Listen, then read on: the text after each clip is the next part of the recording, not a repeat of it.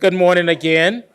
I am Bernardo Dargan. I'm the Executive Associate for Impact and Strategic Initiatives in our Enrollment Development Office. It is a pleasure to be here with you this morning. And so I want to formally say good morning again, everyone, and welcome to Grand Valley State University.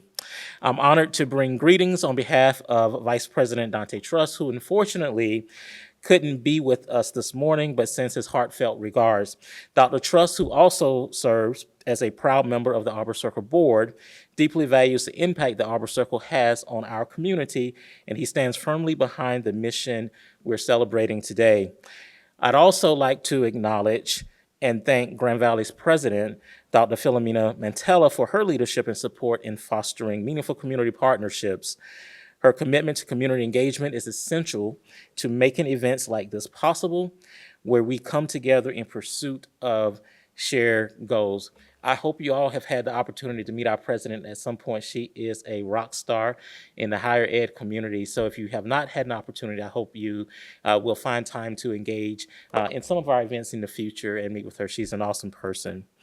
So this morning's gathering, the Arbor Circle Thomas J. Bullock Lecture, is a testament to the life-changing work that Arbor Circle does every day.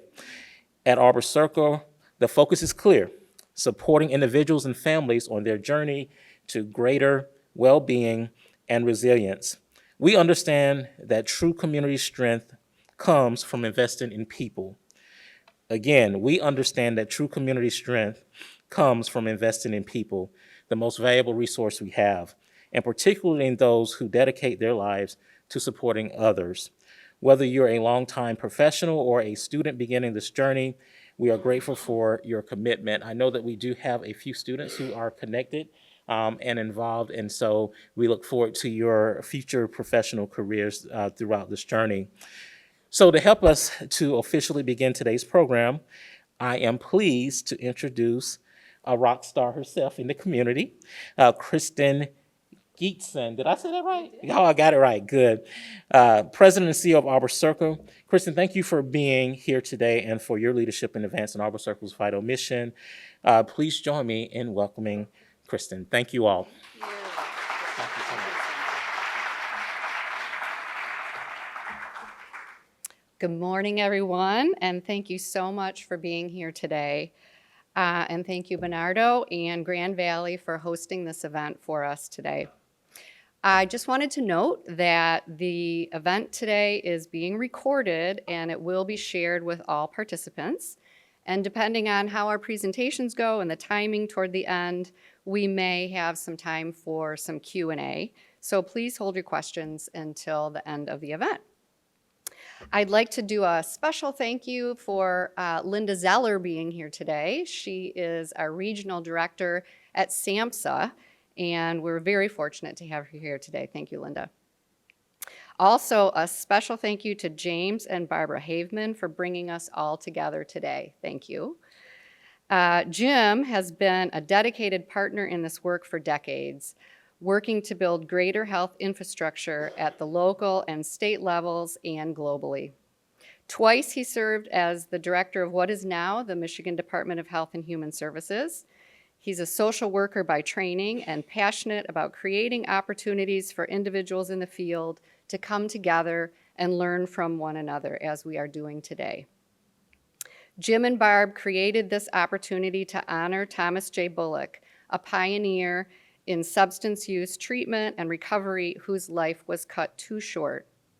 We're pleased to be able to work with Jim and Barb to present this lecture series where addiction professionals and the broader community can come together and learn together. So to kick off our event today, I am pleased to introduce Elizabeth Hertel, Director of the Michigan Department of Health and Human Services. She has served as director since 2021. And since joining the department in 2023, she has held many leadership roles, including Senior Chief Deputy Director for Administration and Senior Deputy Director for Policy, Planning, and Legislative Services. Director Hertel is a Laker. She holds a bachelor's degree in public administration from Grand Valley State University and a master's of business administration from Michigan State University. Welcome, Director Hertel. My name is Elizabeth Hertel. As mentioned, I'm the director of the Michigan Department of Health and Human Services. I joined the Department of Community Health initially in 2013 when Director Emeritus Haveman was there, and worked very closely with him, and also Linda Zeller, who I was really excited to see today. I am a Laker and a Spartan, so I love getting off the highway in Grand Rapids and I see Sparty, and then I come over here and I see Grand Valley, and it's just great. Welcome home. It is my absolute pleasure to welcome you to the inaugural Thomas J. Bullock Memorial Fund Lecture Series. Thank you so much for being here and for the opportunity to learn together and from one another. To the professionals here, physicians, counselors, recovery coaches, and so many others, I am so grateful for the work that you do to support individuals who are living with substance use disorder. And the work that you do makes such a significant difference in the lives of people in our communities, our friends, our families, and our neighbors. At the department, one of our priorities is making sure that people across Michigan with SUD have the treatment and supports that they need where and when they need them. For individuals and families impacted by substance use disorders, I know that recovery isn't easy, and that journey looks a little different for everybody. That's why we're working to build and enhance a robust system across the state to meet these needs. Michigan is leading the way in addressing substance use disorders through the use of the latest evidence-based tools in prevention, treatment, and recovery.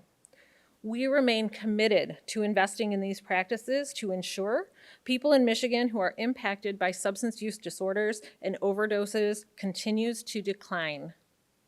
The fiscal year 25 state budget includes almost $300 million to implement or continue to implement many of these practices.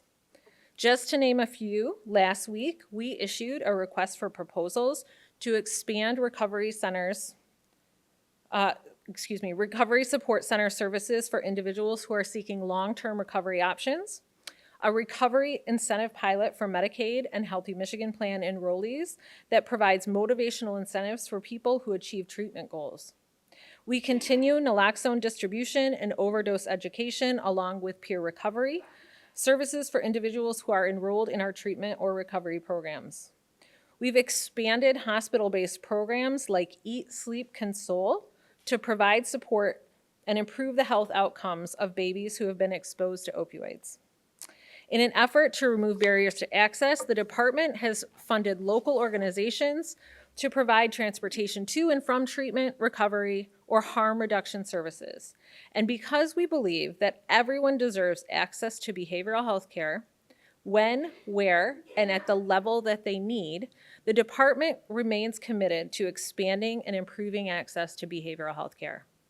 We are doing more to expand access and fill gaps that exist in the current network of options, investing in crisis stabilization services, phone and text lines, but also, and really importantly, continuing to improve and expand access to community-based services.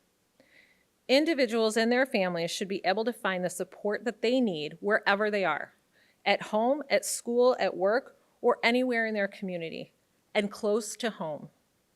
These efforts would not be possible without the collaboration and the dedication of advocates, organizations, and physical and behavioral health care providers, which includes all of you here today.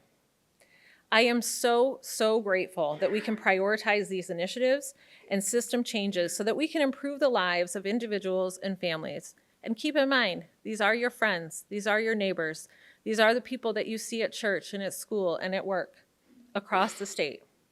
Together, we continue to support those who are seeking treatment for substance use disorders and to make more resources available to better support those who are in recovery.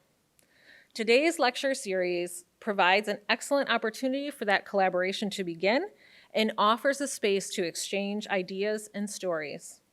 I hope that you find today's presentations valuable and that they inspire more ways to make a difference within your community. Thank you very much to Arbor Circle for coordinating and hosting this impactful opportunity, for inviting me to be a part of it. I look forward to the future success of this, and thank you all, everybody. Have a great event this morning. Thank you, Director Hertel. We really appreciate you coming all this way this morning to kick our event off. Our featured presenter this morning is Dr. Cara Poland. Dr. Poland is a recognized expert in addiction medicine. She's a faculty member at Michigan State University and earned her medical degree from Wayne State University. She was trained in internal medicine at St. Joseph Mercy Hospital in Ann Arbor and in addiction medicine at Boston Medical Center. She received her master's degree in education from Boston University.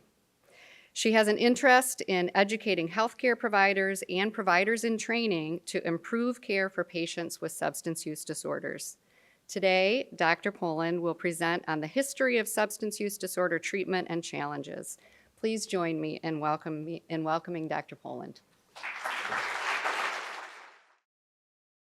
Thank you so much for being here this morning and for coming together as a community. You know, I grew up on the other side of the state. I apologize for that in advance. But my husband grew up on a centenary dairy in Ionia, Michigan. He was the 5th generation of his family to be raised in the family farmhouse. And so it's still a functioning dairy farm to this day, and his niece, Yes, is the 6th generation to be raised in the family farmhouse. And this weekend, we had a celebration of life for my father-in-law. My father-in-law grew up in the Appalachian Mountains. He received his first pair of shoes when he was 16 years old. When he graduated from a high school, he was going to go to school to become a stenographer. For those of you that are maybe a little younger in the audience, that is the person who types the telegraph messages. And he went to say goodbye to a teacher from high school. And his high school teacher said, "You can't do that. You need to go to community college," and paid for his first semester of community college for him. And he went on to complete a public university, and then he moved up to Michigan where he got his PhD in psychology. He ended his professional career the head of psychological services for the Ionia County prison system, which at the time included 5 prisons. So I'm just the other Dr. Poland. After he did that, he became a professor at Ferris State University because for criminal justice degrees, you have to be able to teach it. You have to have worked in criminal justice, and finally retired from that work when he was 80 years old. And so we never know what type of difference we're going to make when we meet with a client, how we can change that trajectory for that one person, that one change. If that high school teacher hadn't believed in my father-in-law, how many people wouldn't have had his kindness and his service when they were incarcerated? And so as we go through our lives and we go through our daily business and we recognize that we make a difference, that the services that we provide to people as healthcare providers are impactful. And for every time that you think, my alarm just went off again. I was joking earlier today. It's Tuesday morning and I'm already kind of thinking, is it Friday yet? For every time we have those thoughts, because I'm guilty of it too, let us all remember the impact that we have, one patient at a time, one person at a time, here in West Michigan. I'm going to talk a little bit about the history of substance use disorder treatment and challenges therein, and then move on to talk about what we might be able to do in the future and the importance of our community-based work. We're going to then take a break, and I'm going to turn it over to my fabulous colleague, Rachel Jantz from the Kent County Health Department, who's going to talk about more county-specific stuff. So I apologize in advance. She is more expert on that work than I am, so I'm going to be doing a little bit more macro. I'm not going to go too far into the epidemiology because, again, I just looked more high level. But you can see that substance use as percentages doesn't change all that much over time, right? One thing that we're seeing in the Monitoring the Future study, which is done by that other school that shall not be named, is is that what we're seeing in adolescence is actually a decrease in substance use, which is a hugely promising trend and one that we haven't seen since before the 1970s. The concerning piece in there is that we are seeing more cannabis use in that population. When we look at the national overdose death trends, we know that they have been increasing. The 2023 data is showing a decrease, and we are in a double-digit decrease in the state of Michigan in terms of opioid overdose deaths. So again, thank you to Director Hertel and the work at the department to help us on, that statewide macro level. And thank you to all of you who have talked to a person about naloxone, talked to them about getting into treatment, help drive that person to that AA meeting, all of the things, because all of that comes together to make a difference. We did see an estimated 107,000 overdose deaths in the United States in 2023. Again, you can see that that is a slight decrease from 2022. We are very hopeful that we had one of these before. I call it a blip, and then it went up again. We are very hopeful, though, that this will be a continuing trend. A lot of that is actually being attributed to naloxone availability, so we are keeping people alive. We need to also engage them in treatment and ensure that there are adequate numbers of workforce that can provide that treatment, whether we're talking about recovery coaches, social workers, or prescribers. But exciting, promising stuff. But you see that like the nation is at 3%. We're double digits. Just, shout out to Michigan.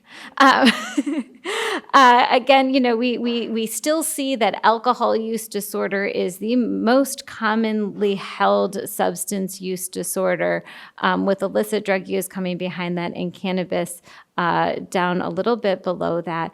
We definitely are seeing increases in cannabis. However, it's still not very socially acceptable to say you have a cannabis use disorder. It is in a different way than it is with nicotine, right? 1 in 4 people who try to stop using nicotine struggles with that, whereas only 1 in 10 people struggle with stopping using cannabis. So we all know that it's hard to stop nicotine. And we've all heard and we all think we know that it's easy to stop cannabis. So when somebody struggles with stopping cannabis, it's actually really hard to tell us about that as healthcare providers too, because it's just not socially acceptable to say cannabis is hard to stop. So we definitely think that is an underreporting, because this is from NISD, National Survey of Drug Use and Health. So it's a survey population. So we again, just wanted to point out that alcohol use continues to be the biggest concern, especially when looking at binge alcohol use among people aged 12 or older. And so only about 6% of people with a substance use disorder nationally actually receive any type of evidence-based treatment. It's hard to know what happens with programs like AA and A Smart Recovery because they're anonymous, right? So it's hard to count the number of people that are enrolled in those types of programs, just by nature of how they're set up. So that is likely a small, an underrepresentation of the number of people who are actually seeking out treatment. So we know that we are seeing an increase in the number of people that are receiving substance use treatment, but we also know that there is a huge lack of physicians certified at the specialty level in addiction medicine or addiction psychiatry. So to put those numbers into perspective in terms of workforce, and we see very similar numbers across social work, recovery coaches are even worse in terms of we don't have enough of them.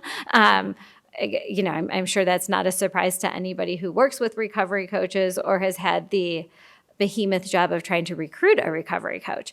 But when we combine addiction medicine and addiction psychiatry, there's about one physician for every 7,000 patients. When we look at cardiology, there's about one physician for every 2,500 patients. And we all have heard from a family member, from a friend, how hard it is to get in to see the cardiologist, right?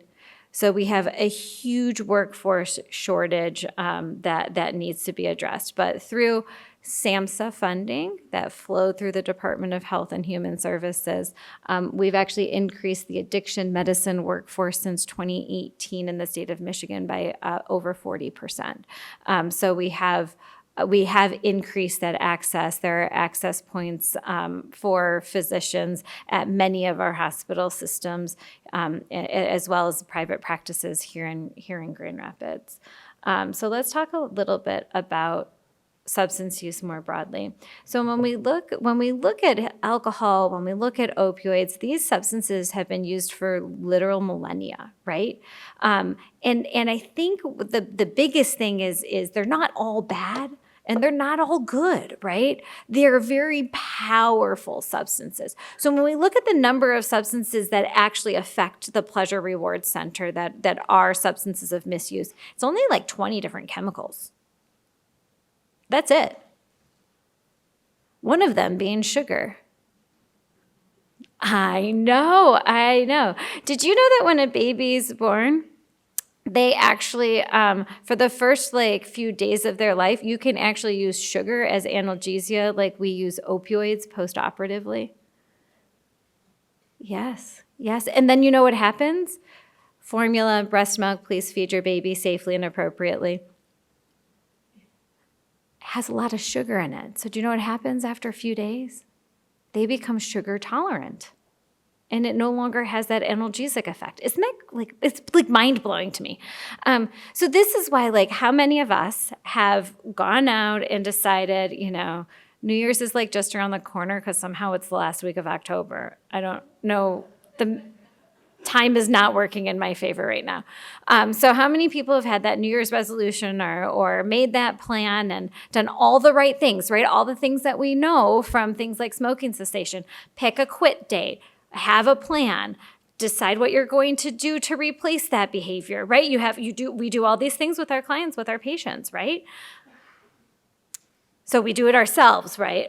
When we decide we're going to make a health change behavior, we decide we're going to meal plan.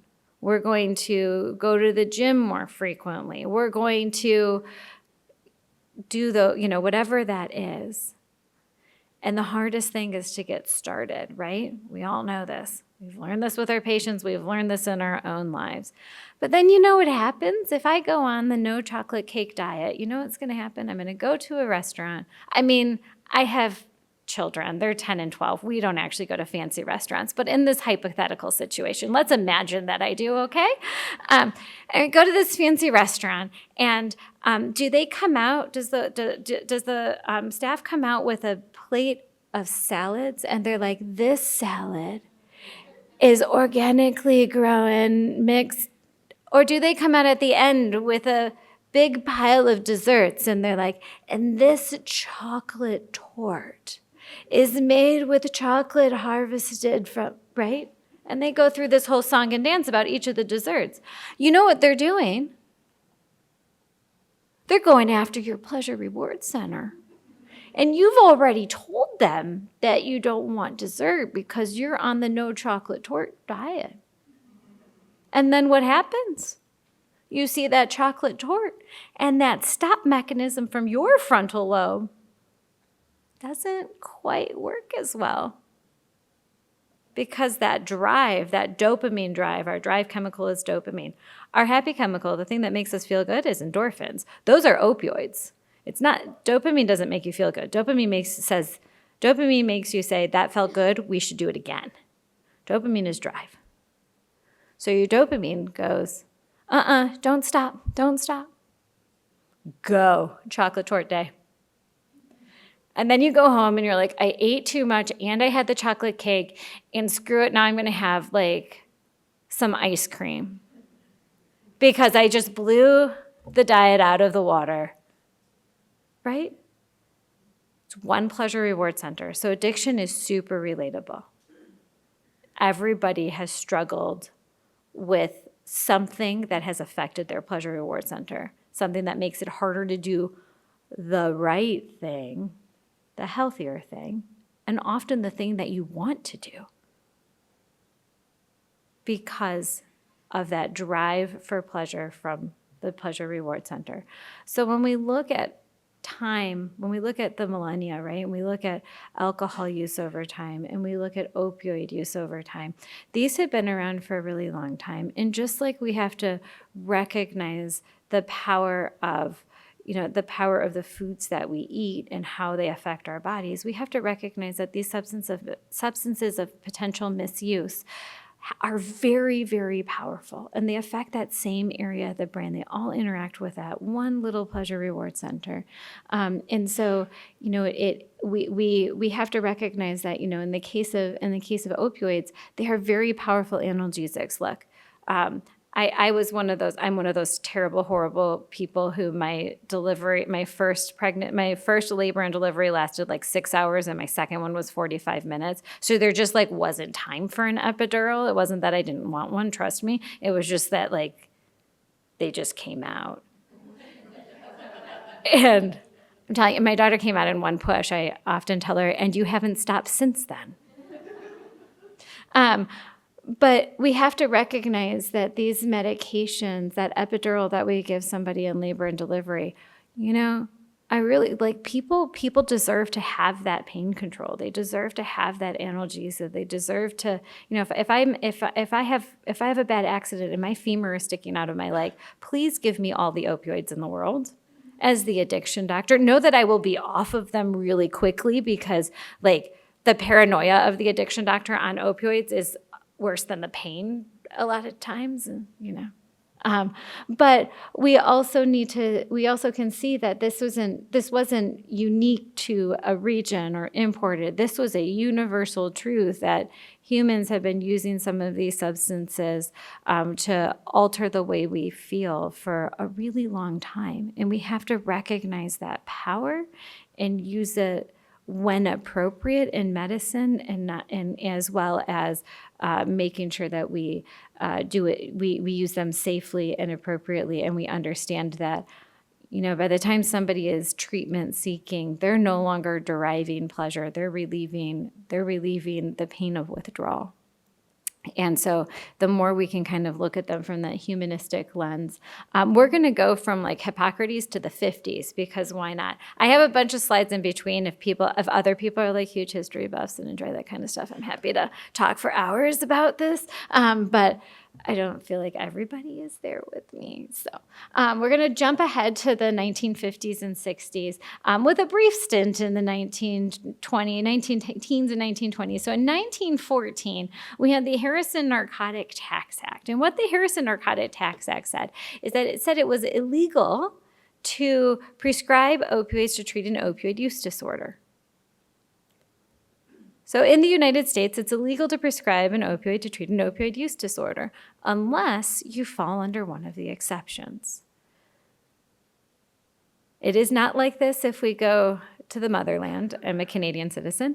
I can prescribe methadone to treat my patients with a substance use disorder in Canada, in Britain, in Europe, in Mexico, anywhere else. It's not illegal to treat a person with an opioid use disorder with an opioid.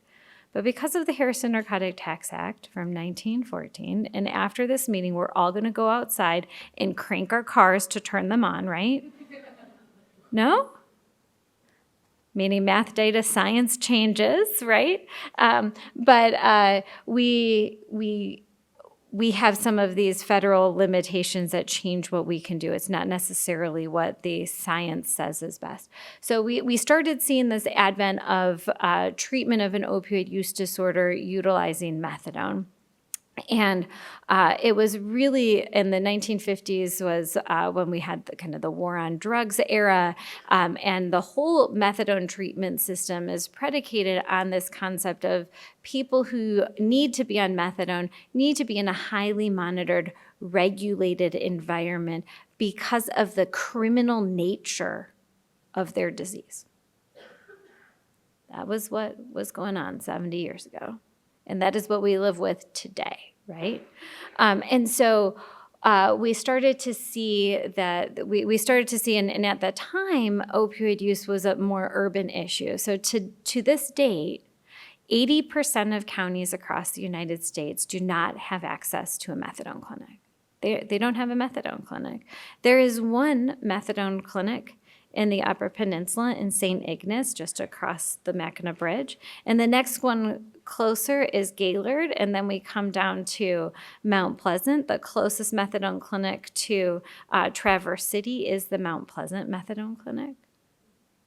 SAMHSA recently updated their regulations in April of this year to make it so that individuals can get more take-home doses more quickly, because historically it's taken 3 to 6 months to be able to not go to the methadone clinic 6 days a week. Access issue, right? I mean, let's turn that on its face, right? Let's say that, okay, we know that managing diabetes is hard, and it takes a lot of effort on our patient's part, and there's a lot of lifestyle changes that go with that. So let's say that we're going to have people come to a clinic every morning to get daily dosed with their medications to treat their diabetes. We're going to have a dosing window, and people are going to stand in line for potentially hours to get their daily medication. But don't worry, in case people work, we'll open at 5 a.m. We'll close at like 1 p.m. So those second shifters probably won't be able to get there at all, right?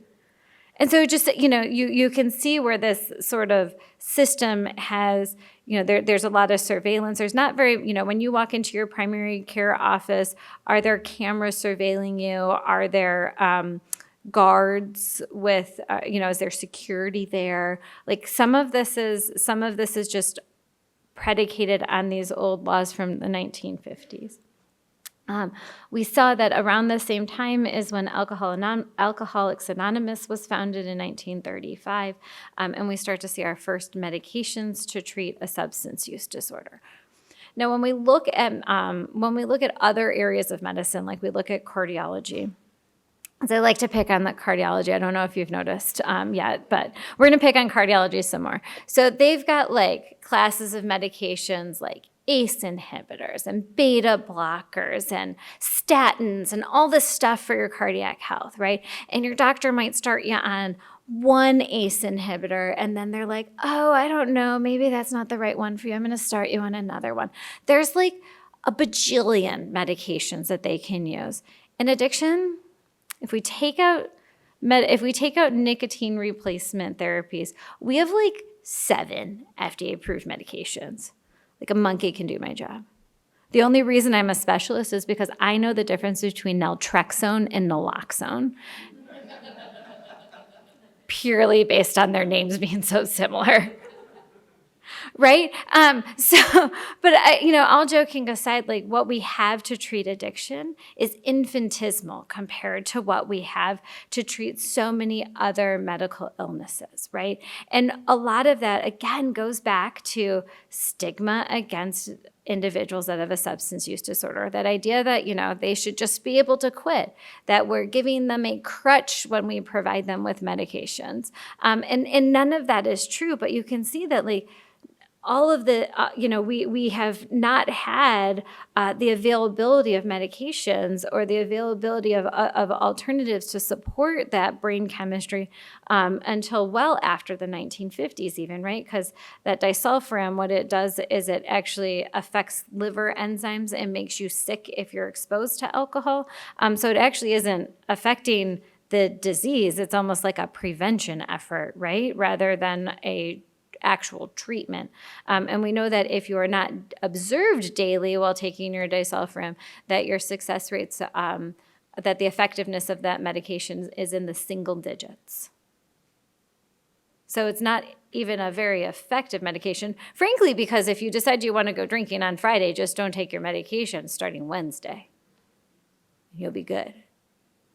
So it has a short duration of action in the grand scheme of things. So by the early 1950s, Alcoholics Anonymous is starting to hit its exponential growth, and membership is surpassing 90,000 people in the United States, and it is really gaining traction as kind of the medical treatment.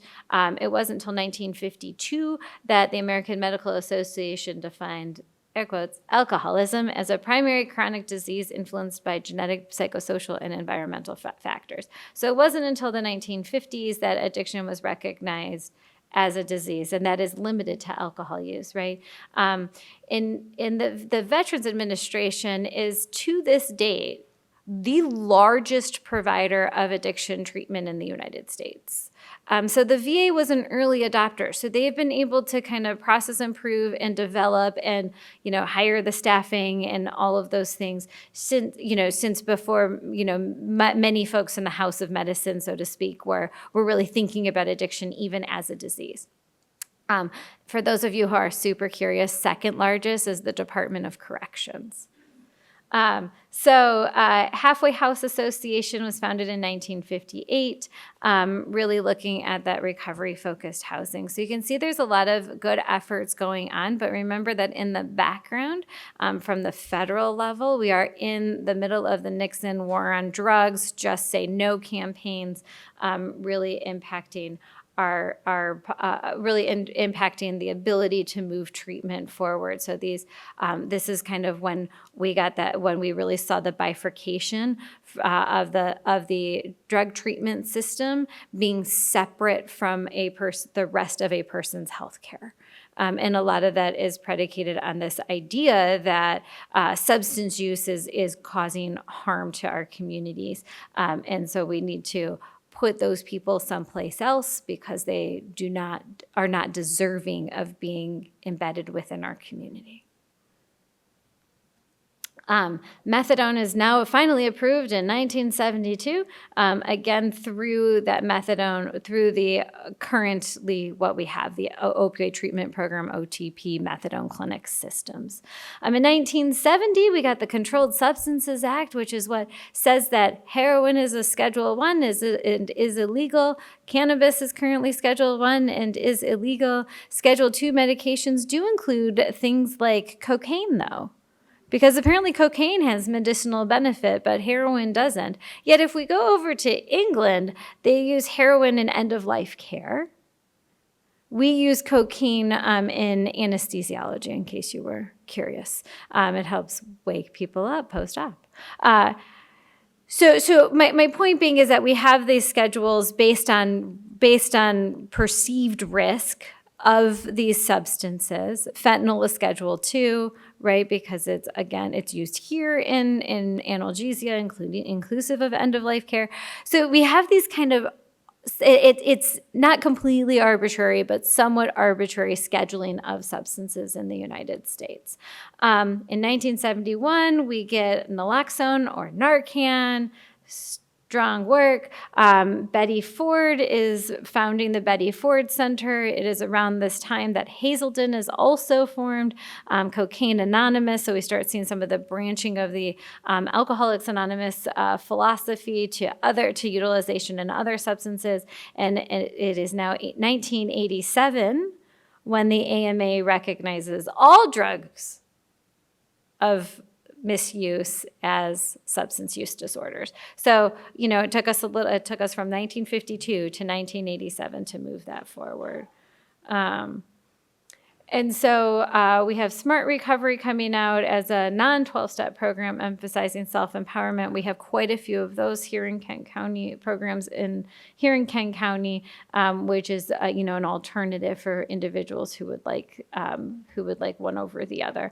In 1994, we get naltrexone as a second medication for treating alcohol use disorder. It is currently also used to treat opioid use disorder, but it was approved for alcohol use disorder in 94. And The Drug Addiction Treatment Act was enacted in 1999, but it wasn't until 2002 that we got a medication that fell under that law, and that is buprenorphine or Suboxone, Sublocade, Zubsolv, all the trade names. The Mental Health Parity and Addiction Equity Act. It's one of my favorites. Anybody else a policy dork? This is like one of my favorites. It mandated that insurance companies and group health plans offer comparable benefits for mental health and substance use treatment as for other medical care. I feel like that was that was pre my kids. So my daughter tells me anything from the 90s is old.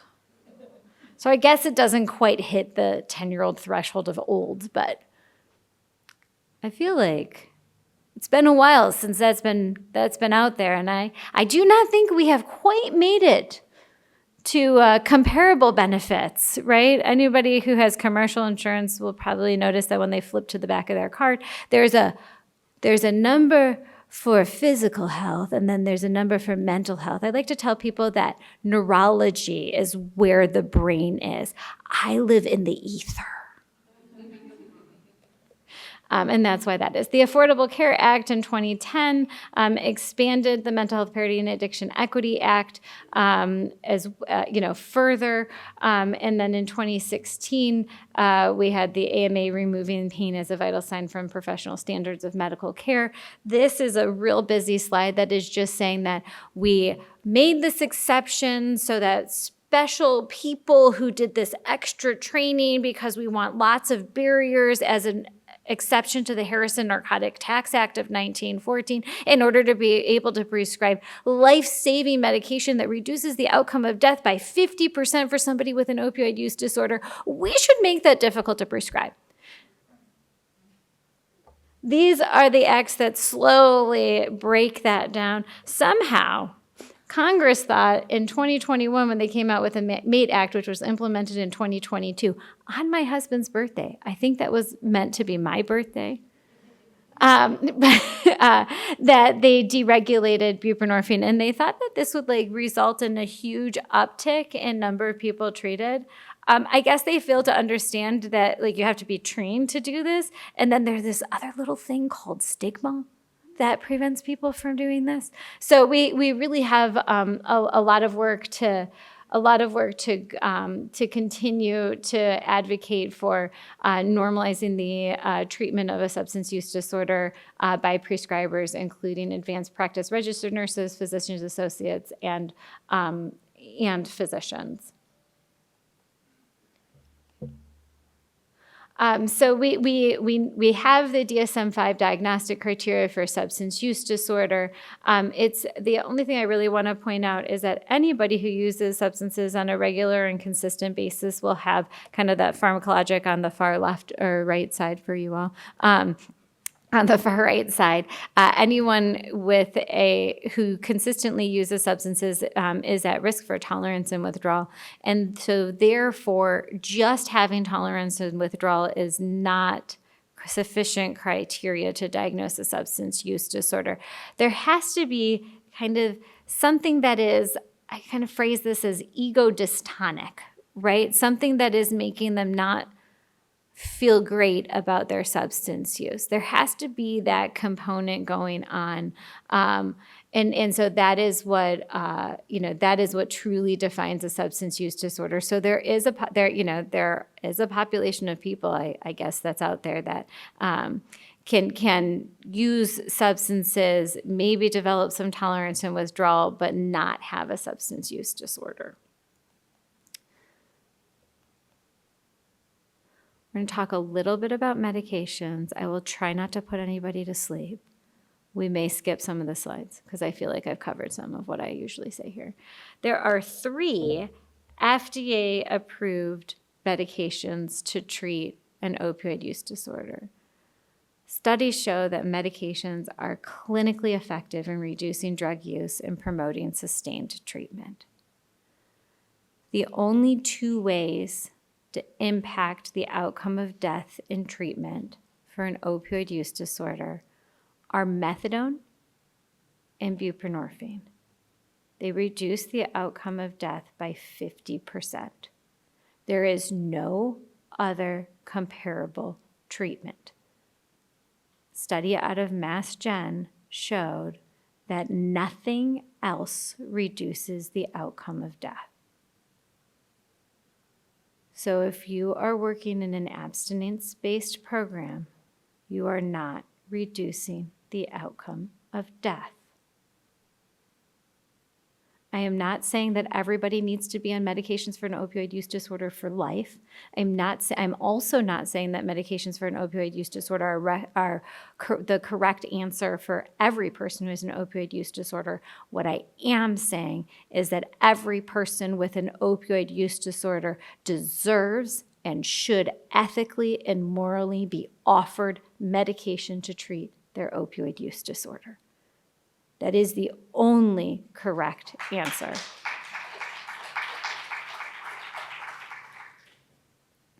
We need to ensure that our prescribing workforce is adequately prepared. Look, nobody leaves medical school and says, I don't know how to prescribe insulin. Nobody becomes a family medicine physician and cannot take care of mild to moderate diabetes, right? I'm not saying that a primary care physician should never consult endocrinology.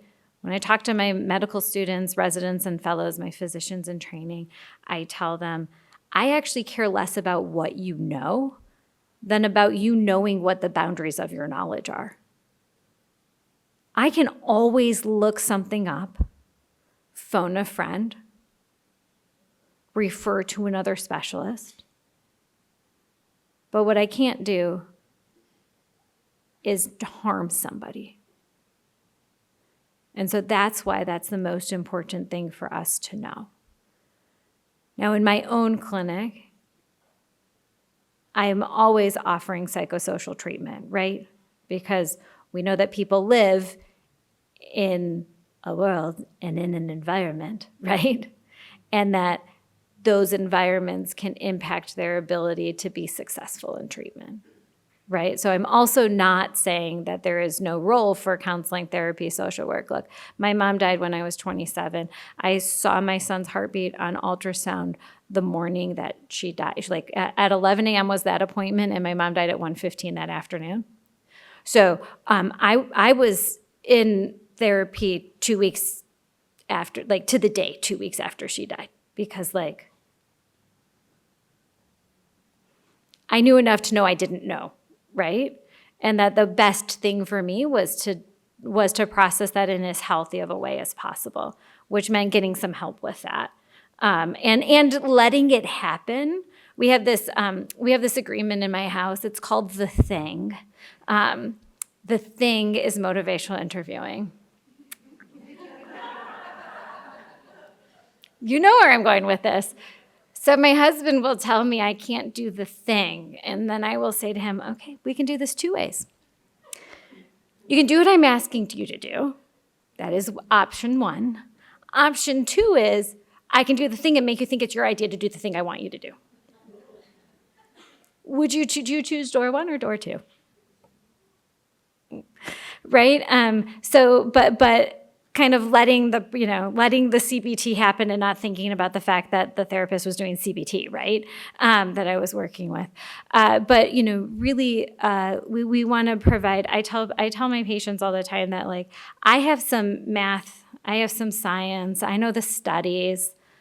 I'm the dork in the room, but you're actually the smart person in the room, because only you know what of these menus of options is potentially going to work for you. I can give you the menu of options. We can talk about what's worked in the past. We can support you, but it's up to you to decide which of these things is going to be most impactful for you in your life. And then I refer to Arbor Circle. Right, but I mean, all joking aside, right? Like that is our responsibility as healthcare providers, is to help people make that person-centered choice in terms of their health care and what is going to be best for them. And I also tell people, look, if you tell me you don't want to be on buprenorphine, then that's fine. It's not like I'm going to go to your house and put the buprenorphine under your tongue twice a day every day.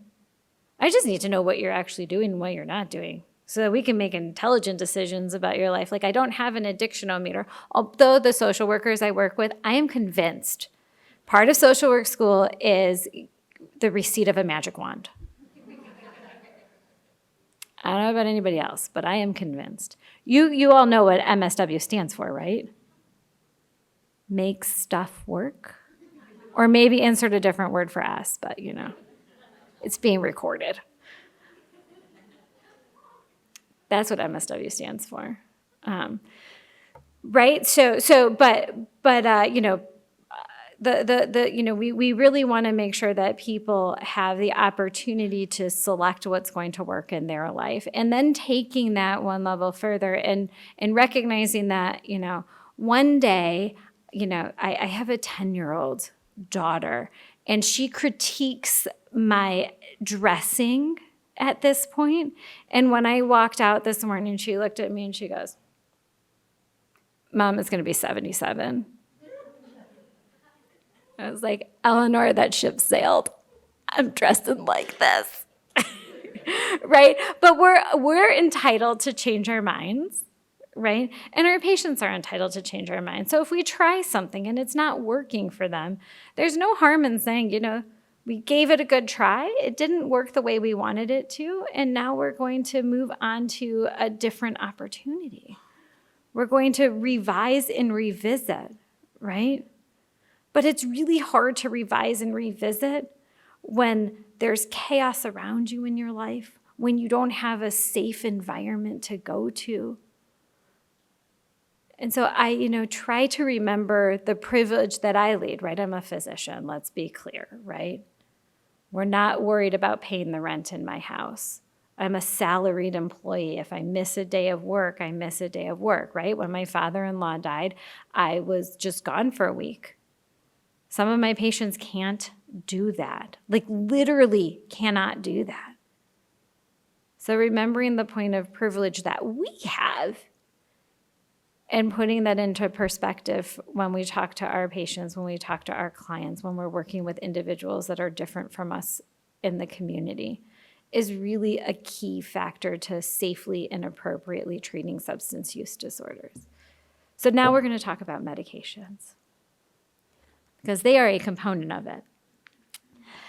So we have 3 medications, and naltrexone is the first one. I put their name brands because I'm a bad human. Just ignore them for McBath credits. Don't tell them I'm a bad person. I do it because a lot of times people know those names first.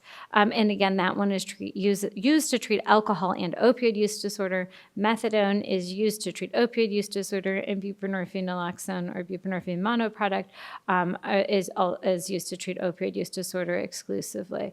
Although naloxone is actually in a weight loss medication to control cravings at similarly low doses. Just a fun fact for you. Just thought you'd enjoy that. So how do opioid use disorders medications work on the brain? So the first one is methadone, and the fancy word for it is full agonist. And what that means is it generates a full effect at the receptor. It turns the receptor on completely. Methadone doesn't bind super strong to that opioid receptor, which is why we often in opioid use disorder see these kind of higher doses of methadone. And in the era of fentanyl, we are seeing people that are on methadone like 200 milligrams twice a day. It is just a different beast. It has changed the way receptors function. We're also seeing much higher doses necessary for buprenorphine as well. But methadone for treatment is usually requires a minimum of about 80 milligrams of medication. If somebody's been in treatment for a while, sometimes they can go down below that and still have the sustained benefit.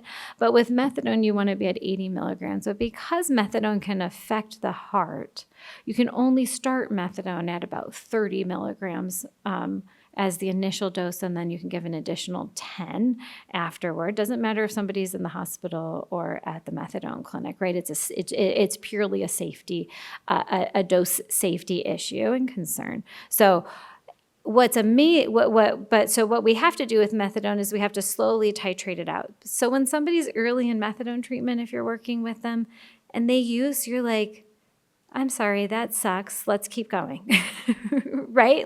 But we don't say you're a bad person or methadone isn't working for you. We have to titrate them up, and that can take time. Now, I mentioned the new SAMHSA regulations that the addiction world is really excited about. And one of the things is that people can have a week worth of take-homes from day one. But if we know that we can only give somebody 30 to 40 milligrams of take-home doses on day one, and it takes 80 to 120 for most people to get adequate treatment, and up to 200 milligrams twice a day, 400 milligrams a day, that is, right? You can see that sometimes starting somebody still on a more frequent dosing pattern in order to dose escalate them to get them to therapeutic doses is often necessary. There's also different then we have the federal regulations, but each state can impose additional regulations. Our Licensing and Regulatory Affairs Office, a few years ago, when they updated the methadone regulatory rules, said that they were going to align with the federal rules. So we are like leaps and bounds ahead of many of our sister states in the Midwest and across the nation in terms of being able to implement those new SAMHSA regulations. Where we sometimes run into difficulty is many of our methadone clinics are run by large organizations that are across multiple states, and so their nimbleness in making that change is just different because it's a large organization, right? Which we all have worked in universities and large organizations, and and know that can be a limitation. But we actually can get those doses increased in people having take-home doses more quickly. When working with a person that is engaged with a methadone clinic, one of the key questions I do ask them is, what is your take-home schedule? Because that gives me an idea of how well they've been doing with that with the structure of methadone and where they are with that treatment, and that can help me kind of understand what other supports they have from the methadone clinic in terms of counseling, therapy. We are required to do a minimum of 8 toxicology screens each year in a methadone clinic, so there are some structural regulations that can help us understand sort of where somebody is on the journey of methadone treatment. Now, today, as one of the first 20 fellowship-trained, board-certified addiction medicine specialty physicians in the United States, I cannot treat my patients with methadone because I am not in an opioid treatment program. I don't work in a methadone clinic. Again, the Harrison Narcotic Act of 1914 for the win, right? So that is a huge limitation of the current structure. There is an act in Congress right now that Congresswoman Hillary Scholten is a co-sponsor of, which is our federal representative for MI3, which is most of West Michigan, including Muskegon. She doesn't go much south of here. But she is co-sponsoring that act, and it's the Modernizing Opioid Treatment Accountability and Accessibility Act. And that would allow us addiction specialty physicians, so those addiction psychiatrists and addiction medicine physicians, to prescribe methadone for pickup at a local pharmacy. The biggest people arguing against it is the DEA. But we actually don't see that methadone and buprenorphine for treatment are diverted at the same rates as other opioids. And when they are diverted, it is usually because there's not access to care. And so I am giving my roommate, my friend, my significant other part of my dose, because I was lucky enough to get into one of those addiction clinics. but they couldn't. So that is the number one reason for diversion in our community. So when we look, so methadone is kind of the oldest, most well-studied treatment and is highly efficacious for treating people with an opioid use disorder, but there are some structural barriers, right, to accessibility. And methadone clinics also have limits in terms of the number of individuals that they can accept into their clinic based on counselor ratios and prescriber ratios. So the next medication is buprenorphine. We saw that slide that was real busy with all the words on it that we didn't really pay too much attention to. That was all the regulations that went into like creating regulations around buprenorphine and then dismantling them. So that's fun. But buprenorphine is the second medication, came out in 2002. It is what we call a partial agonist, meaning it generates a limited effect on that opioid receptor. So it has agonist, meaning it turns the receptor on properties, and antagonist properties, meaning it turns the receptor off. And it also works at a whole different receptor called the kappa opioid receptor. So these are the mu opioid receptor. Long story short, it works kind of complicated. And so we do see in the era of fentanyl that we have to use higher doses of buprenorphine than we kind of used to think we did. We used to talk about this brain sealing effect where the receptors were bound. We still see that, but for some reason, when we increase the dose, we do see more effect. So, 10 years ago, if I had been up here, I would have said there's no reason to prescribe somebody more than 16 milligrams. Now there are a plethora of reasons. We are very fortunate here in Michigan that for any FDA-approved medication to treat opioid use disorder or alcohol use disorder, for our Medicaid population, there is no prior authorization, which is huge, which means when somebody shows up, I can rate the prescription and they can go pick it up, right? We talked about how change is hard. When you hit that point where you are ready to start the diet and you get rid of all the Oreos in the house, you throw them in the trash. What if you couldn't throw them in the trash? Right? It becomes, I'll just eat the last box and then I go buy another one. So we can get people onto treatment quickly here in the state of Michigan. Most of our commercial health plans don't require a prior authorization either, but there are a few. We will not call anybody out. I know who they are. And then naltrexone is an opioid antagonist, meaning it blocks the effect of the opioid receptor. The hard thing about naltrexone is getting people on the medication. They have to be opioid free for 7 to 14 days. And we actually see that fentanyl actually gets into your fat stores. And so that has complicated so much of what we do. It's remarkable. But that makes it harder to start somebody on really any of these medications. On buprenorphine and naltrexone. So we've had to change kind of the way we start the medications or the induction process for these folks. So what the medications do is they stabilize those brain structures, right? They stabilize the brain structures so that dopamine drive saying, we need to do that. I know how to fix this. You feel crappy. Let's get rid of that crappy feeling of withdrawal, right? Are no longer kind of the driving force, and that allows the brain and the body to heal. Now, what we know in terms of medication duration is that greater than 1 year is better than less than 1 year. We have the study that shows that. Greater than 1 year of buprenorphine or methadone is better than less than 1 year.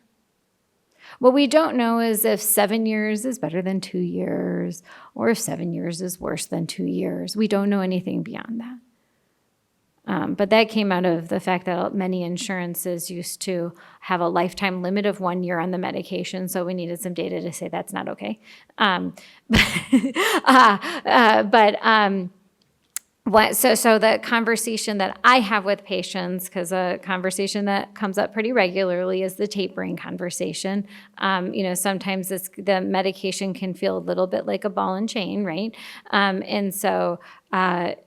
The conversation that I often have with my patients is that I want you on the lowest possible effective dose. So I don't want you on more medication than you need, and I don't want you on less medication that we need. We're going to pick on cardiology because it's a theme.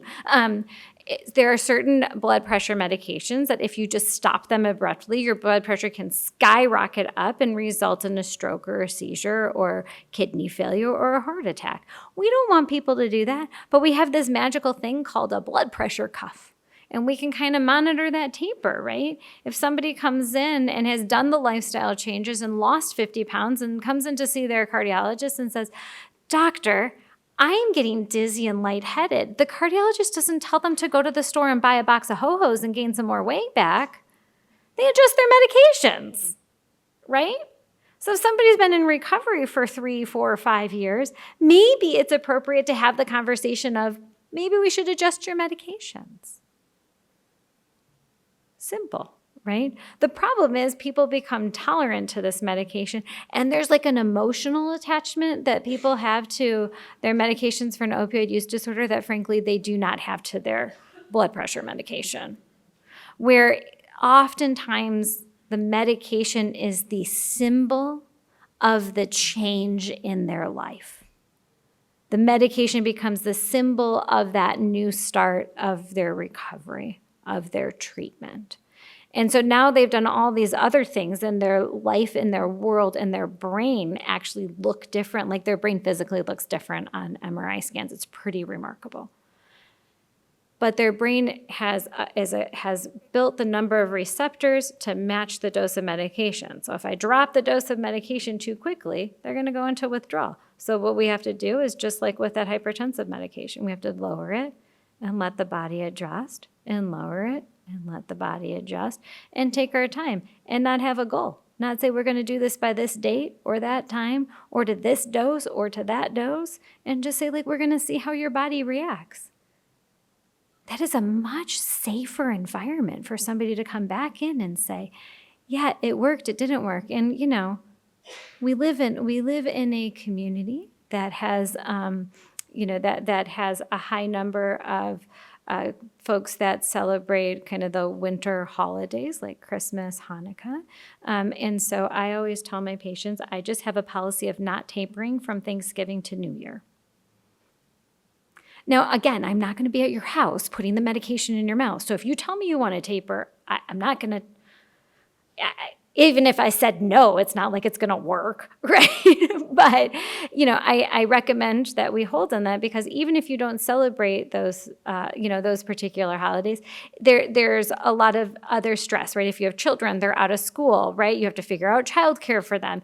If you don't have children, who's going to be the person that's stuck covering the shifts between, during the school break, winter break holidays? Who's going to be the one that's called in on, to cover, Christmas Day? Right? They're gonna look to you, and they're gonna look to you every year, because that's one of the roles that you play in that social group, right? In that professional group. And so it just ends up being, for many people, just a little bit more stressful. And so we don't want to adjust these medications on the brain when the brain is already feeling stress.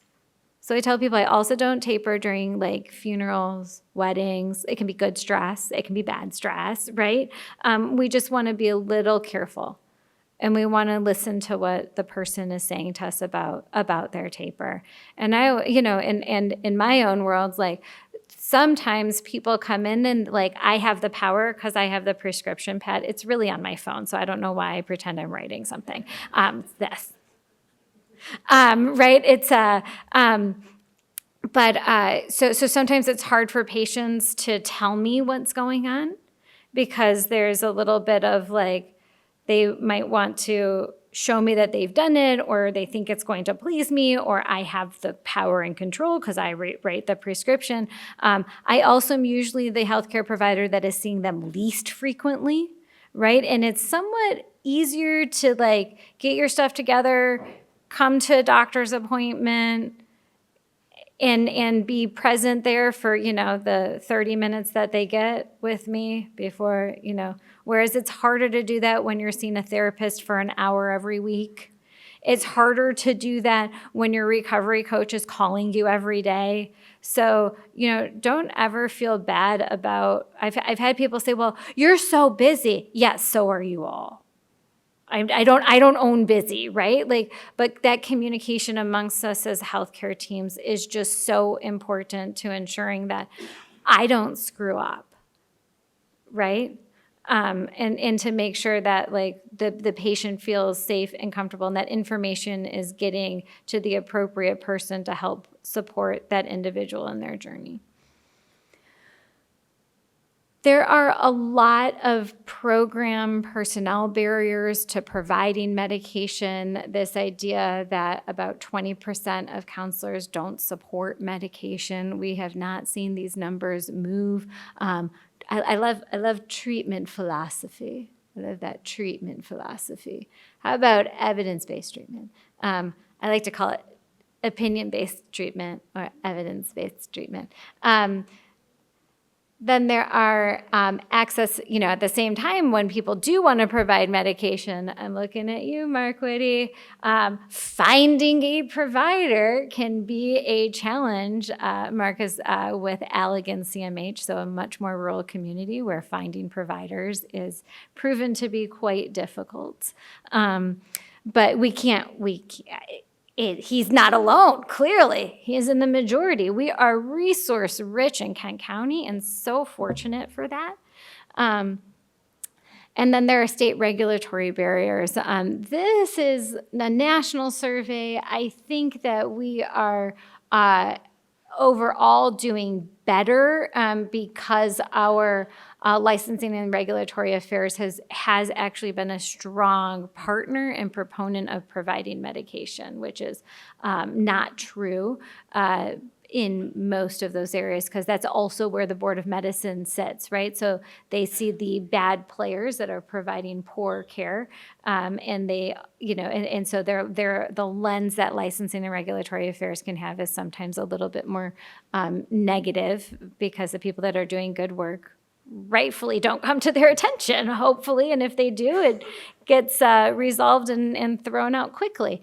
So again, the state, I think in our state, those state regulatory barriers are actually less than what we see. And funding. Raise your hand if your organization has enough funding to do the treatment that you would like it to be able to do. Okay, seeing none, right? We just, we don't have the funding that we should or need to.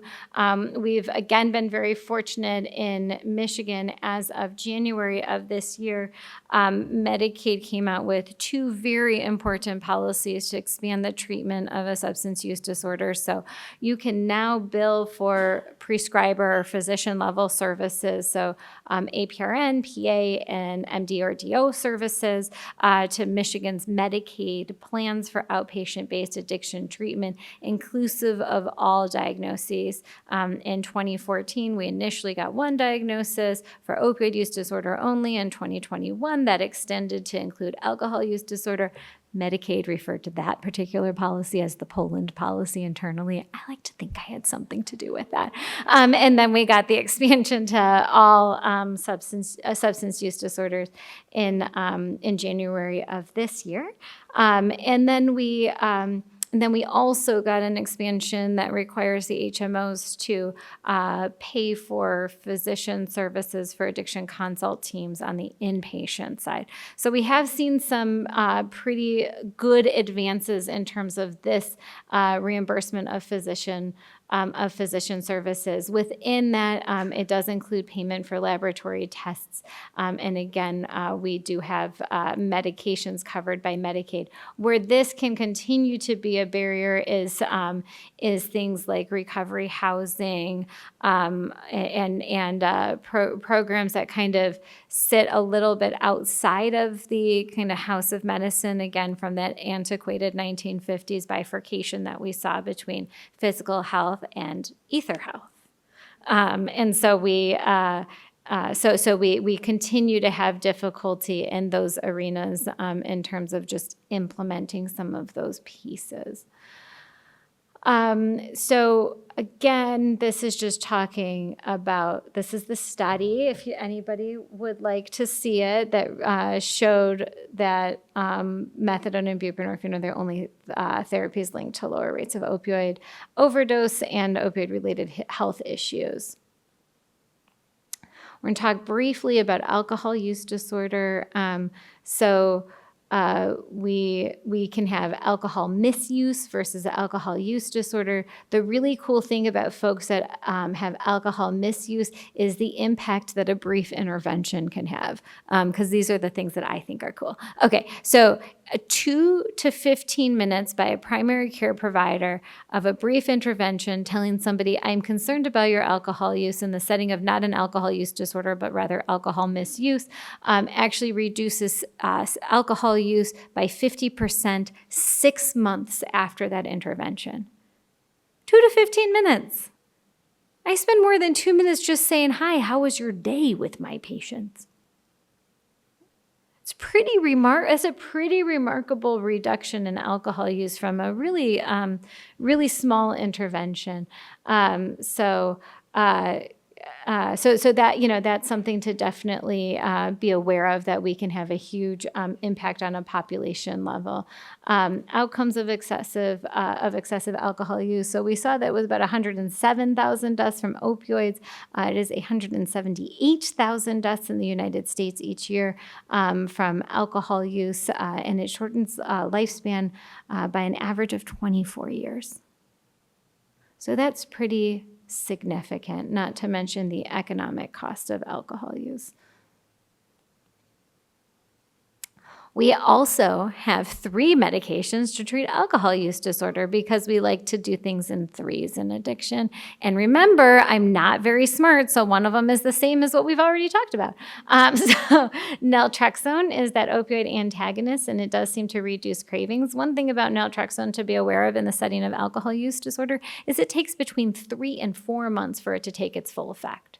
So I always tell people that if we are going to start naltrexone or a camprosate, we're committing to 4 prescriptions, 4 months of medication, and we're not gonna make a judgment on whether or not it worked until we hit that mark. We tend to see a cliff in cravings between months 3 and 4. That's well documented with naltrexone.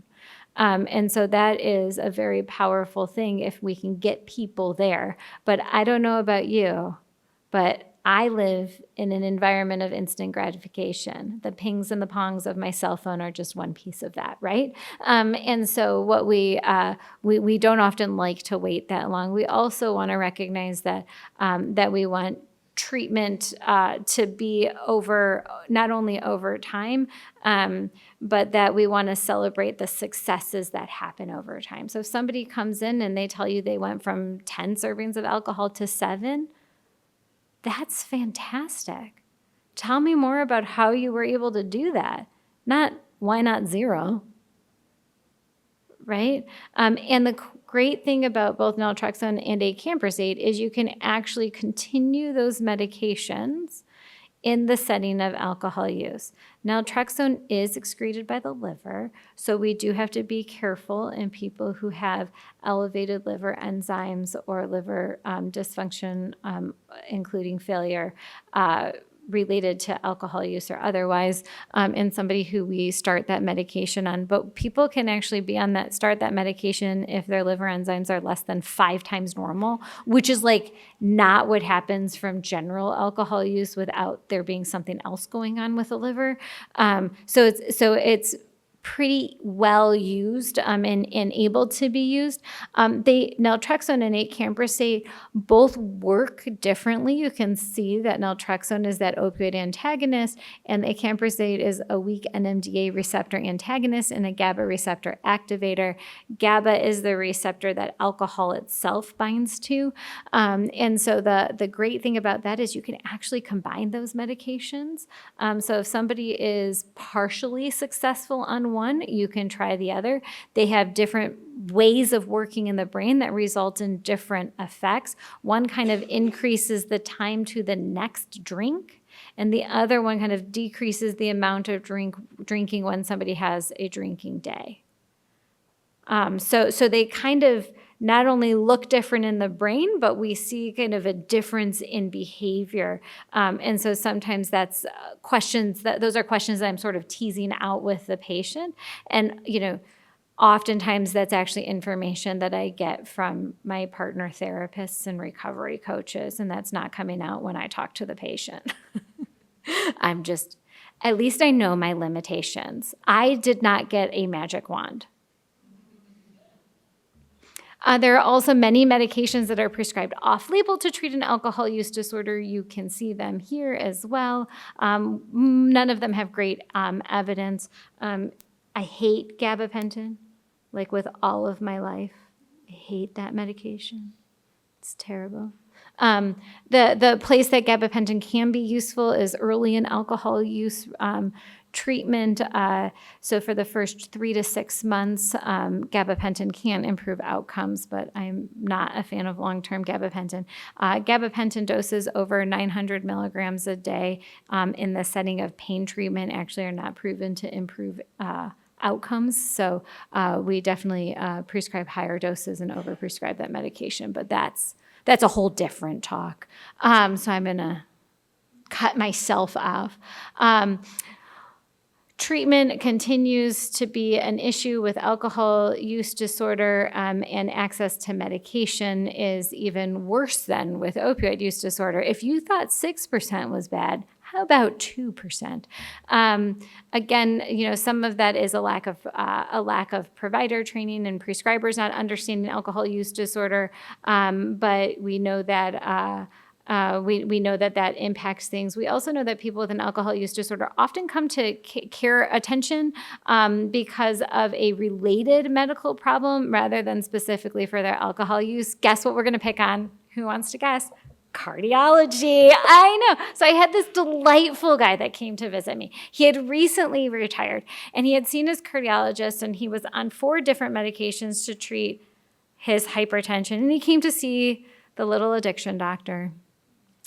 And we were talking about his alcohol use, and he'd recently retired, and he told me that he woke up and he had a Bloody Mary, maybe 2 every morning, and then he would have a bottle of wine and drink that through the afternoon, starting around lunchtime, and then he'd have a cocktail while he was getting dinner ready, and we counted it up, and we were looking at 7 to 9 servings of alcohol a day. He didn't have an alcohol use disorder. He just thought that this was what people did when they retired. And I was like, well, not everyone. And so we talked about reducing his alcohol intake, and over a few months, he reduced it down to kind of 1 cocktail as he was preparing dinner, because we started talking about nightcaps not being a healthy thing too. So it was stepwise. It took some time. So I get a phone call from him. Well, I don't. The office does. Let's be real. He doesn't get in touch with me. He talks to the front desk. And they come back and they say, this patient just called and said he pulled over on the side of the road because he was dizzy driving in. And I said, oh. I said, well, he doesn't have to go. I feel like I'm not doing a lot for this guy. He doesn't really have to come in. Tell him to stay safe. Is there somebody who can come pick him up, right? Do all the normal safety stuff. So so he decides he's going to come. He comes for his appointment 2 hours later. I'm like, great, we'll see you 2 hours late because I don't have a schedule to keep. I'm sure your cardiologist would do the same thing. So I see him, and he tells me that he's dizzy and lightheaded. So I have them check his blood pressure, laying down, sitting up, standing up, to see if your blood pressure is responding. And his tank says he stands up, and I'm like, well, let's call your cardiologist's office. So I call the cardiologist's office, and I'm like, I just want to know what to tell him to hold, because he's on a bunch of medications. I'm just the addiction doctor. I don't know what half of them are anymore. And there's the new standards, we went from JNC 8 to JNC 9, and I just know the number. I don't know what it says. And so I said, help a friend out. So he'd had them hold him, and the cardiologist starts referring. I think he started asking people if they'd ever had any alcohol forever in their entire life. And he started referring to me everyone. And I was like, this is delightful. And so I called the cardiologist's office and I said, no, I'm the physician. I'd like to speak to the cardiologist. I don't want to speak to the staff person because even a doctor getting a hold of the cardiologist is hard. And so I called and I said, so he called me back and I said, hey, how would you feel if every person who had a blood pressure that was at all higher than 120/80, I refer to you? He was like, well, that would be ridiculous. I said, well, you're ridiculous. We had a lovely conversation. No, but right, but people come to the primary care doc because their blood pressure is high. They come to the primary care doc because their blood sugar is high, whether or not they have a diagnosis of have reached the threshold of a diagnosis for diabetes or hypertension, right? They come to our attention because of these consequences of alcohol use. And we don't even ask them. Or if we do, it's asked by a medical assistant who's got 7,000 things to do, and the EMR does not support asking them in an evidence-based way, so it's not done using a validated screening tool. So the answer to, you don't drink too much, do you, is pretty clear. But that's what we do.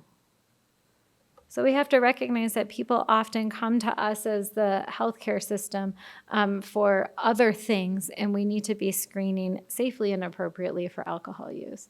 I'm sure I don't need to talk to this crew about health providers and stigma, but it is really important to recognize that we are the most commonly cited source of stigma for people with a substance use disorder.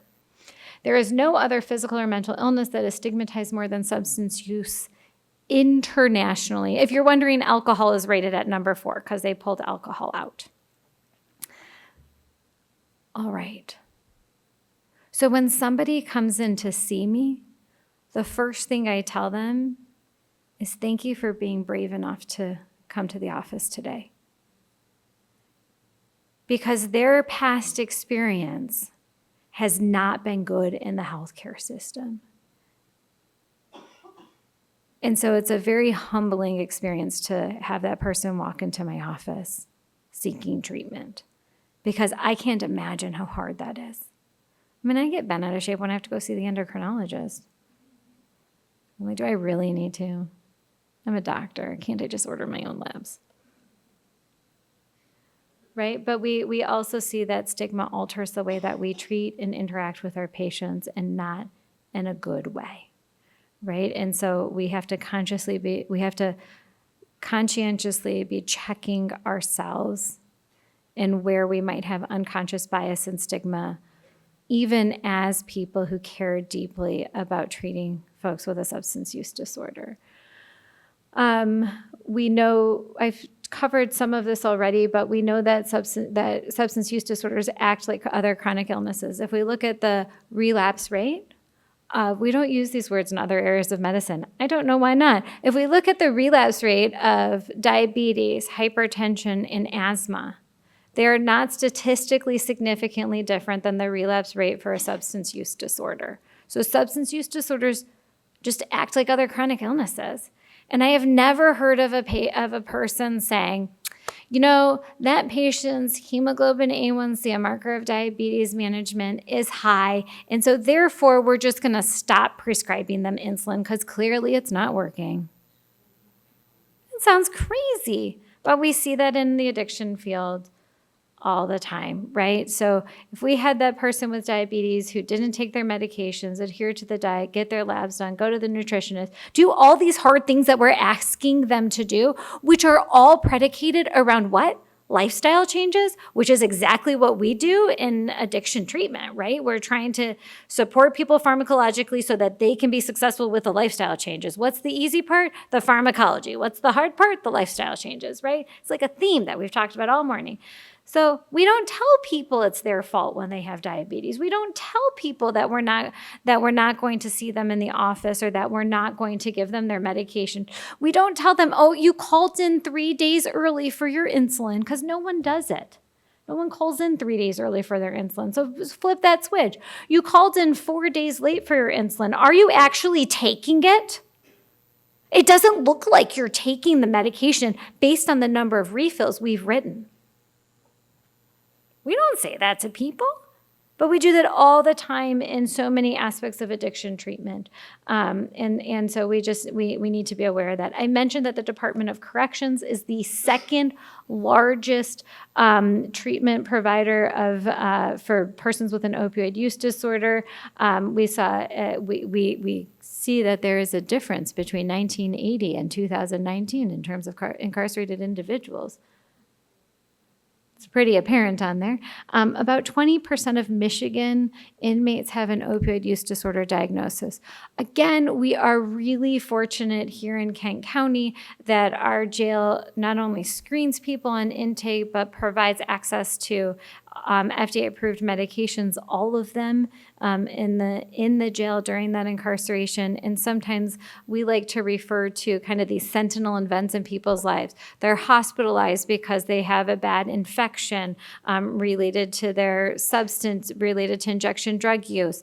They end up hospitalized because they have pancreatitis or related to their alcohol use disorder. They get incarcerated. These are reachable moments when people might be ready for change, right? In a way that's different than their day-to-day life.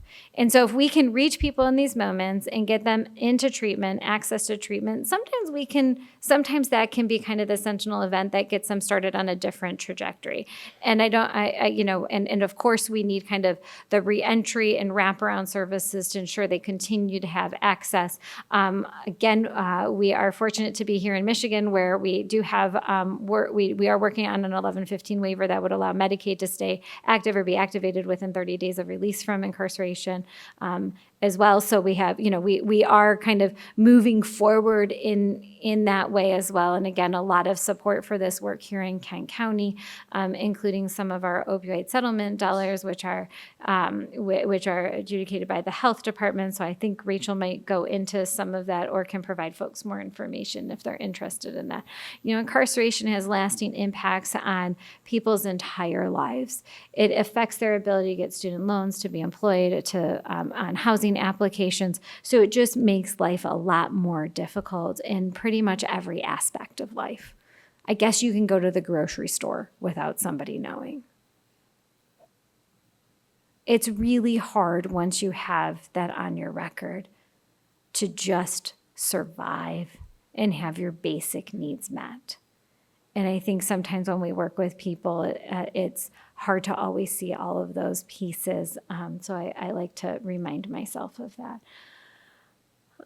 These are some ways that we can challenge stigma, ways that we can look internally. I am not perfect. I have to check myself on a consistent and regular basis and I have to have people around me who aren't afraid of saying, wait a minute, pause, question that statement, because we all end up having pieces of stigma in ourselves, and the best way we can combat that is, is being open, speaking out when we hear it, being mindful of what we are saying and doing, and treating people with the same amount of dignity and respect we would expect for ourselves or our loved ones, and providing access to evidence-based treatment, because all people have a right to help and treatment, caring conversations, safe treatment, and mutual trust and non-judgment when they walk into a healthcare system. We are going to close out with a brief discussion of advocacy, because second, I think, to history, advocacy has become my hobby. So when I was in my fellowship, my younger brother at 24 years old died of a self-inflicted gunshot wound related to his alcohol use disorder and his severe depression. Not a day goes by that I don't wonder if he had access to safe, evidence-based, appropriate treatment, if he would still be alive.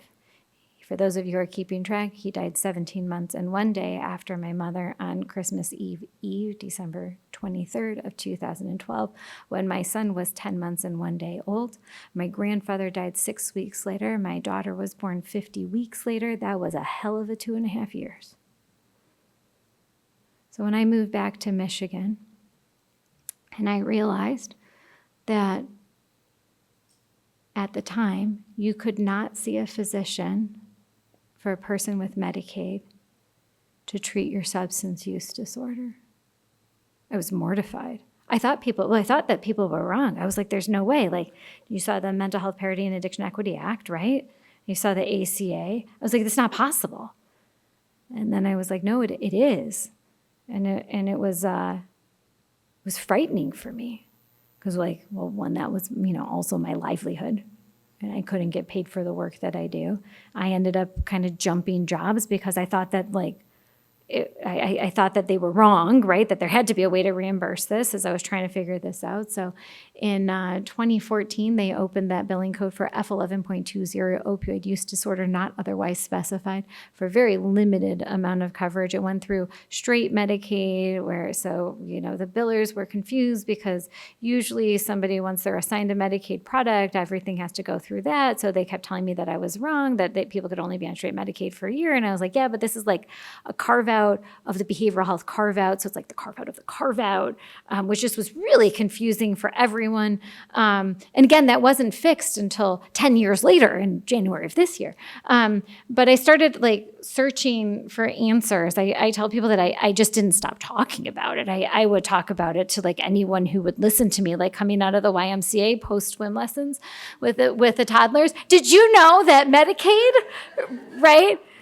Not to mention the countless phone calls to provider services at Medicaid. Could you help me? Could you explain this I've got somebody on the other line. I need this explained, connecting that, driving to Lansing. I was asked to be on a panel, and I told them I would only be on the panel if they introduced me to the lieutenant governor at the time, who had grown up in Ionia and went to high school with my sister-in-law. And so I went up to him and I was like, you went to high school with my sister-in-law, and I pay taxes in this state, and I can't get a meeting with you, and I demand a meeting. Or I'm going to show up at your next family reunion, because did you know everyone in Ionia is related to each other? I got a meeting. Right, but I didn't stop. I didn't stop. And then I started to get known for not being quiet. My husband would say that's very normal, and my brother would probably just roll his eyes.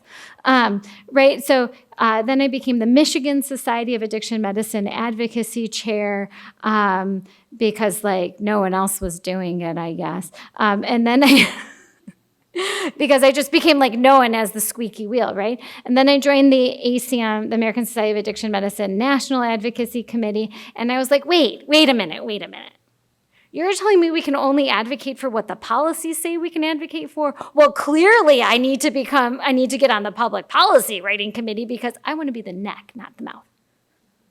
And so then I joined the ASAM Public Policy Committee, and then somehow I don't even know exactly how this happened other than sucker, glutton for punishment. I became the chair of the Public Policy Committee, so now I write the national policy from the top leading addiction medicine professional association for physician-level prescribers across the nation. And so that is who is listening in Congress. I mean, I told you that Representative Skolton signed onto life-saving, completely changing the infrastructure of the addiction treatment world legislature because of the conversations that ASAM has with her, that I have with her as a constituent, and she is a huge supporter of mental health inclusive of addiction treatment. And then I got invited to start testifying in front of Congress, real Congress, it's crazy.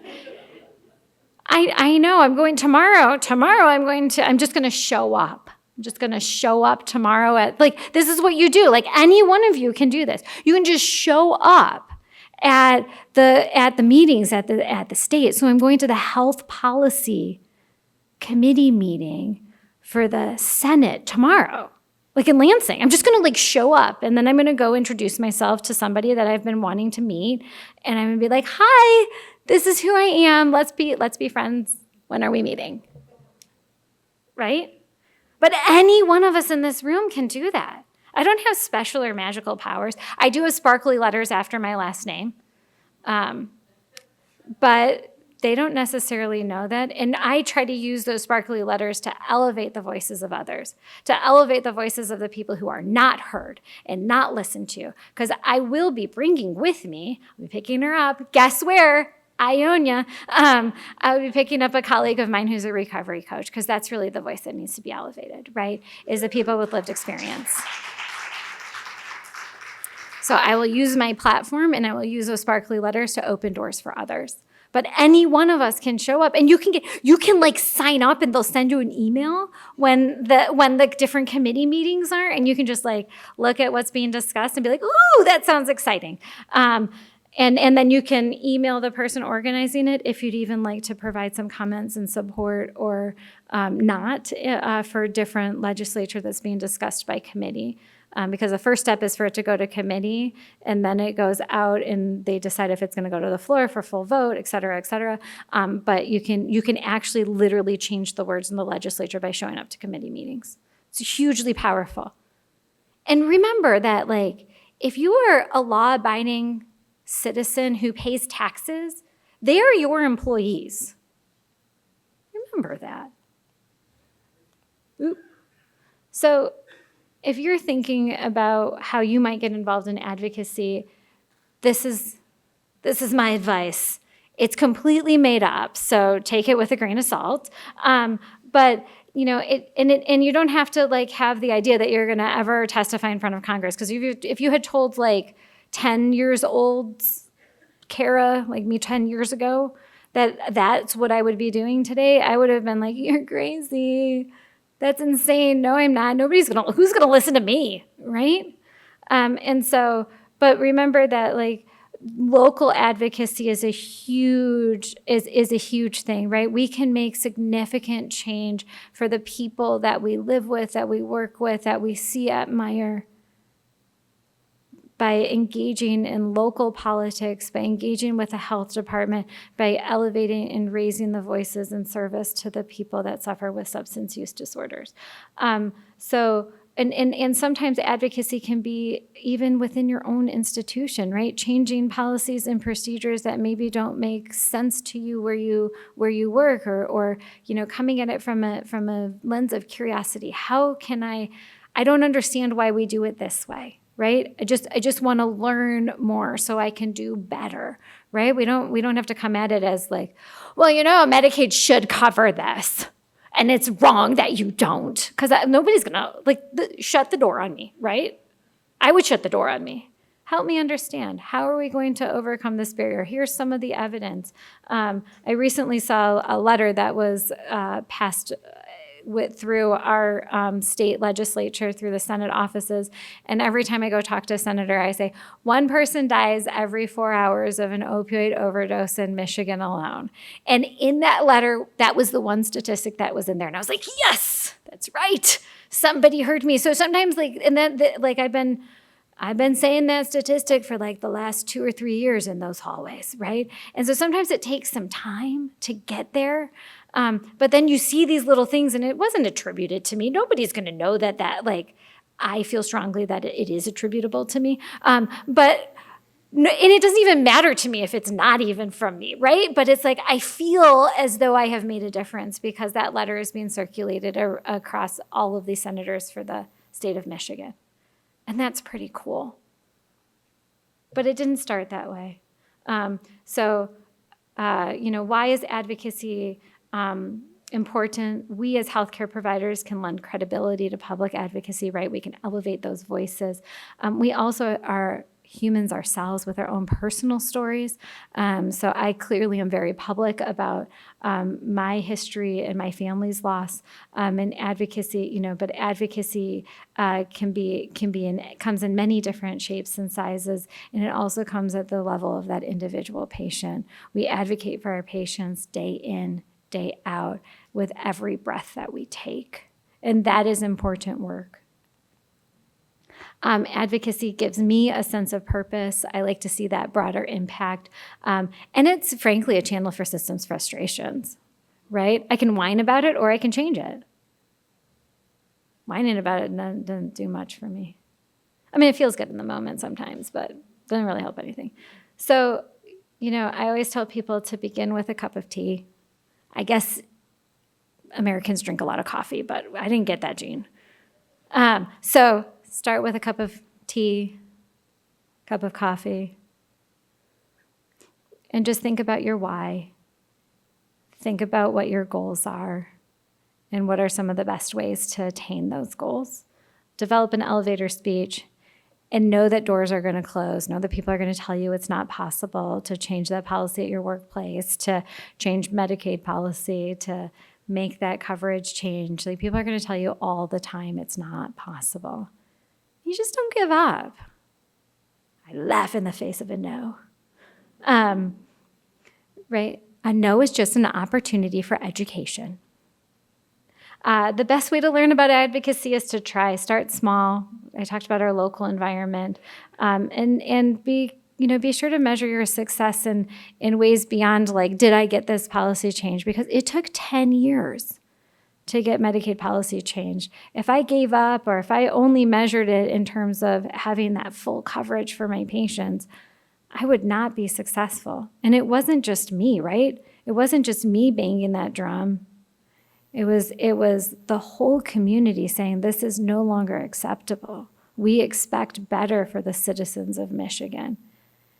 And it was incremental, right? We had multiple changes over time because that would have been too seismic of a shift. They couldn't do it. Would have been impossible to do. It wasn't that people didn't want to do it. It wasn't that people weren't trying to do it. Just sometimes you have to celebrate those incremental wins, looking at the broader goal in the future. And sometimes it's really hard to do that, right? Because in my head, I'm thinking, and how many more people are going to die while we wait? Right? Like, it's really hard to do, but it's really important that we kind of keep that lens on there. So I end all of my talks to all the people who've lost their lives to addiction and those that try to prevent further losses. I am very unsmart, so I brought no cards with me today. So please take down my contact information if you're interested in connecting with me, because I'm just not that smart. Thank you for being here today, and I also just want to honor and respect all the people in your lives that have been affected by the addiction crisis and any personal losses that you've had. Thank you so much.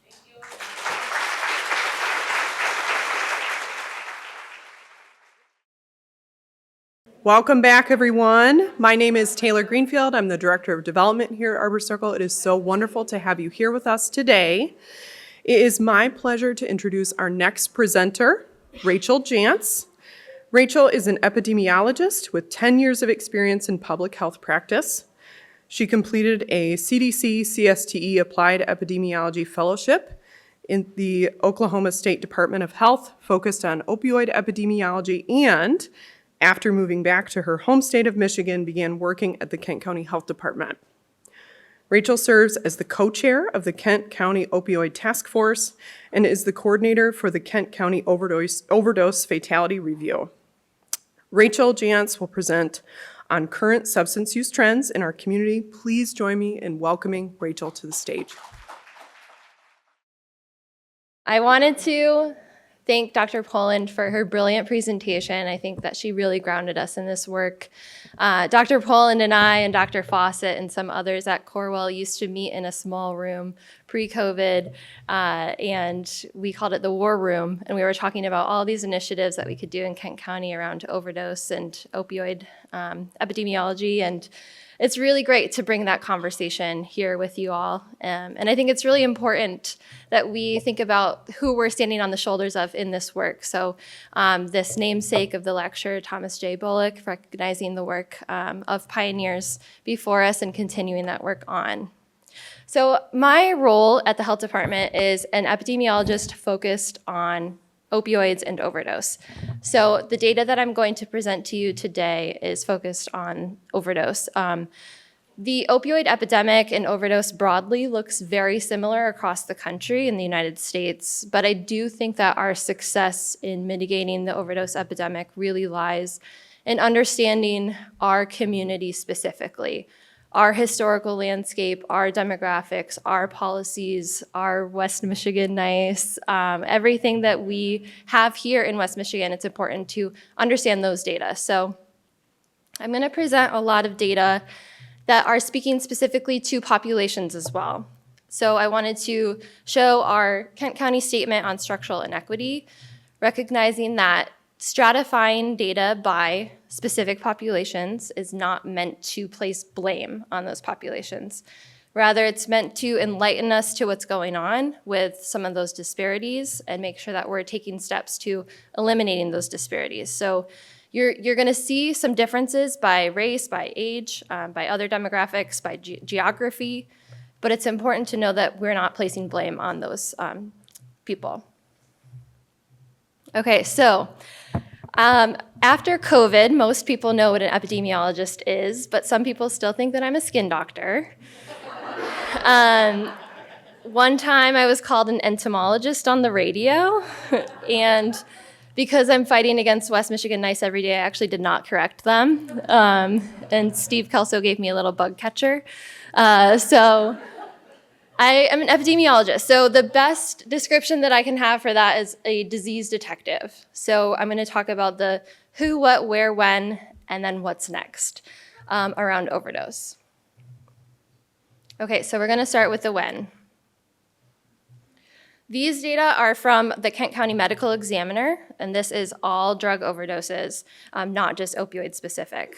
So in Kent County, you can see that the number of drug overdoses has remained pretty consistent since 2015. Dr. Poland mentioned that between 2022 and 2023, there was a national decrease in the number of overdoses. We actually saw a 15% decrease in that number here in Kent County, which is excellent. But as you can see, we have seen decreases in the past. That's not to say that this is not a positive thing.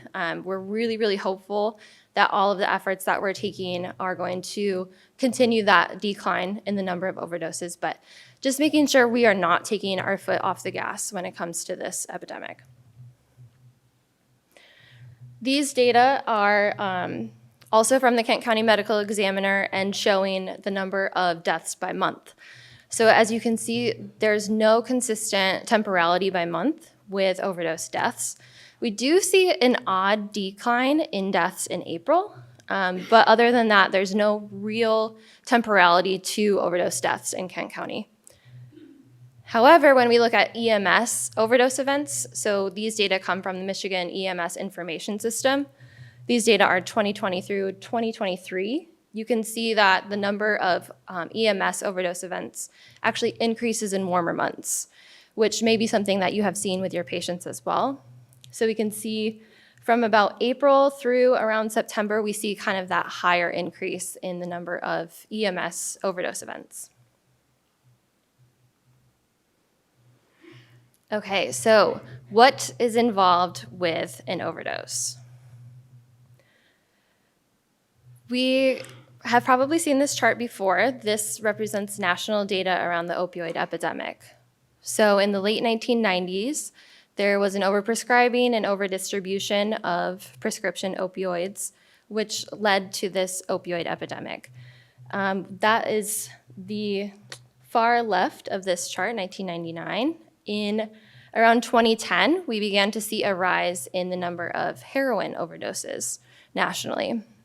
And then in 2013, we saw a rise in synthetic opioids, which is namely fentanyl. And when we're talking about fentanyl, we're talking about illicitly manufactured fentanyl. So not necessarily fentanyl that you would get from a doctor, but fentanyl that you would buy illegally. So I'm going to show you a pretty big chart, but it's going to go series by series, so we'll take it slowly. You already saw these. This is the bars represent the number of overdoses by year. So this is 2015 through 2023.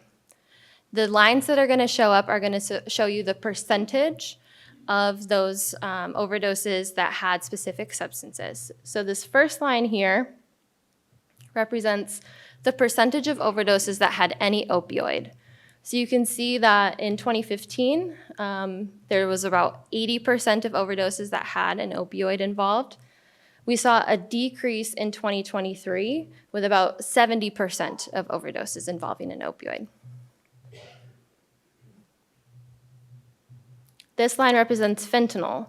So in 2015, you can see the percentage of overdoses with fentanyl was less than 20%.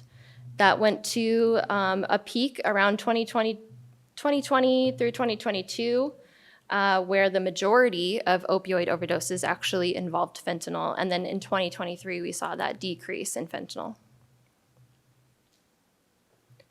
Prescription opioids, so 2015 it was around 40%, and we don't see very many overdoses, fatal overdoses with prescription opioids.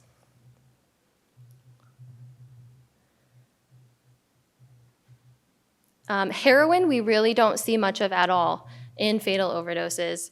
And I'm going to get to our contaminated drug supply a little bit later. Folks still say that they are using heroin, but often that is fentanyl or other substances. What we have seen an increase in is stimulants. So this is occurring nationally as well. So methamphetamine we've seen an increase in, and this represents cocaine. So the percentage of overdose deaths that have cocaine is nearing almost 50%. This often is in combination with fentanyl. In addition to the substances on the chart that I just showed you, there is a contaminated supply with some other substances that we need to be aware of. So xylazine, medetomidine, and nitazines. Xylazine and medetomidine are both veterinary tranquilizers. They are not approved for human use. Xylazine can actually cause wounds. It can lead to limb damage, amputation. Xylazine and medetomidine, both in combination with fentanyl, can cause increased respiratory depression, which can lead to a greater risk for overdose. Nitazines, we've been starting to see in Kent County. This is a synthetic opioid, similar to how fentanyl is a synthetic opioid. This was developed about 60 years ago, but it was never approved for human use, and it has extremely high potency. So what are we supposed to do about emerging substances if we don't know what's in our drugs? So if you go to a bar and you order a beer, you have an idea about what you're going to get in that beer. You kind of know actually the alcohol, or the percentage of alcohol that you're going to get in that beer. With a changing drug supply, it's really important that people who use drugs have the information that they need to stay healthy and stay alive, make it through that day and to the next day. So we are so lucky in Grand Rapids to have our local syringe service program, the Grand Rapids Red Project, actually had the first FTIR machine in Michigan. So this is a Fourier Transform Infrared Spectroscopy machine, FTIR. That's on the left. So they actually just purchased 3 additional machines as well, and those are going to be placed in Kalamazoo, in Flint, and in another location, Ypsilanti. And so we're really, really lucky. So they have all of this technical knowledge in Kent County around how to keep drug users safe. So what people can do is they bring like half a grain of rice of the substance that they're going to be using to the FTIR machine at the Red Project. And then they are able to have more information about the substance that they're about to use. So this allows them to make some decisions.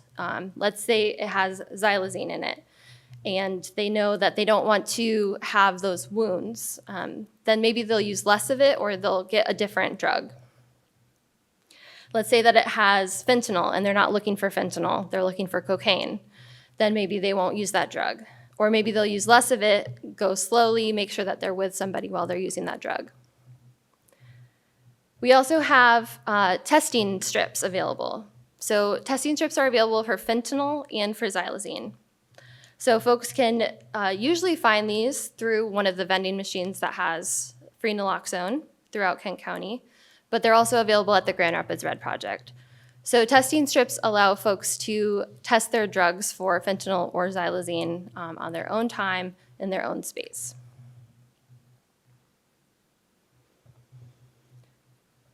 So I mentioned earlier that in 2023, we saw a decrease in the number of overdoses with fentanyl. These data come from the samples from the Red Project's FTIR machine.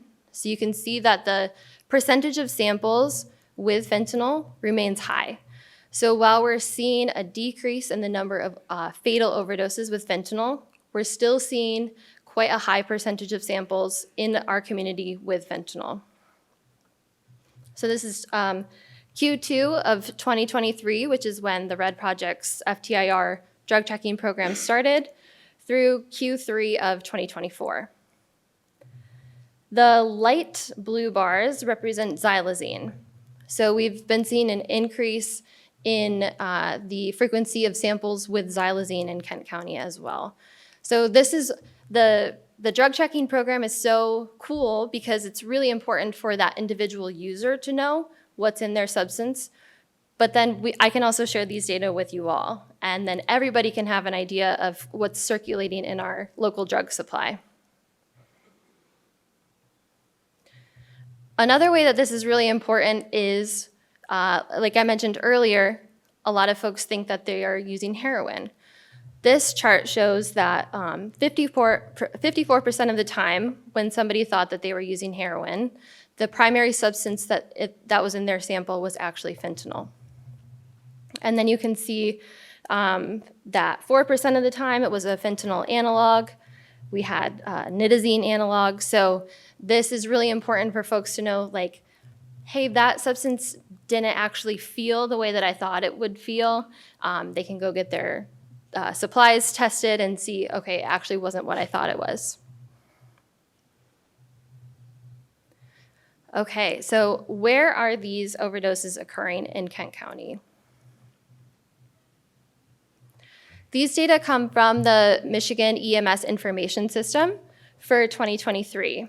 This is a heat map of 911 calls where EMS responded, and it matched a definition that was most likely an overdose situation. So you can see that Grand Rapids is lit up with red. What else is happening in Grand Rapids? That's where the most people are.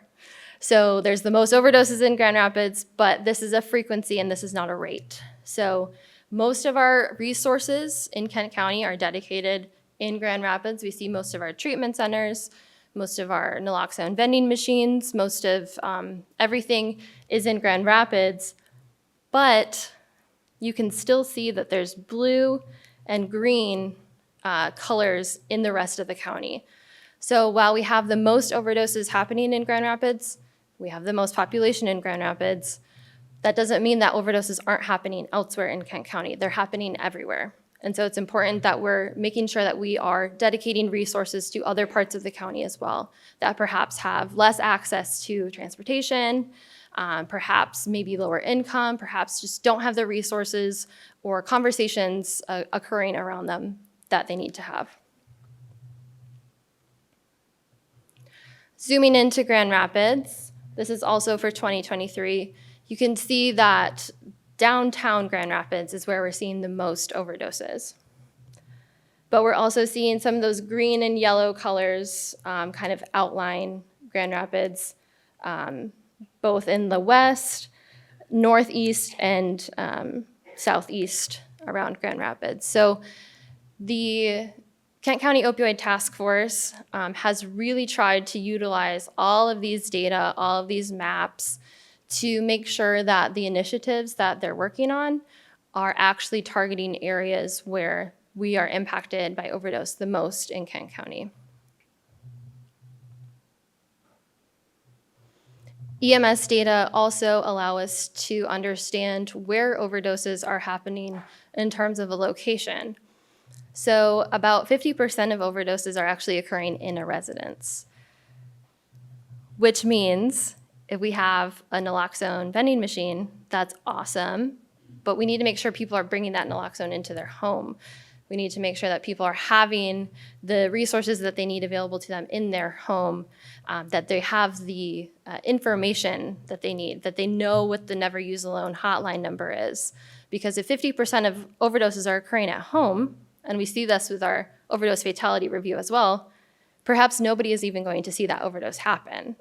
So we need to make sure that they have the information that they need with them, that people in that home have the information as well. Okay, who is impacted by overdose? Overdose and drug use generally does not discriminate, but we know that some populations are more impacted by the opioid epidemic than others. So I'm going to go through some demographic information. So you see here, fatal overdose data come from our Kent County Medical Examiner. Healthcare probable overdose data come from admission, discharge, and transfer data. So we can see that with a probable overdose versus a fatal overdose, there's a little bit of an age difference. We have a little bit of a younger age that is experiencing an overdose that shows up to a healthcare system with a probable overdose versus a fatal overdose. 37 years versus about 45 years.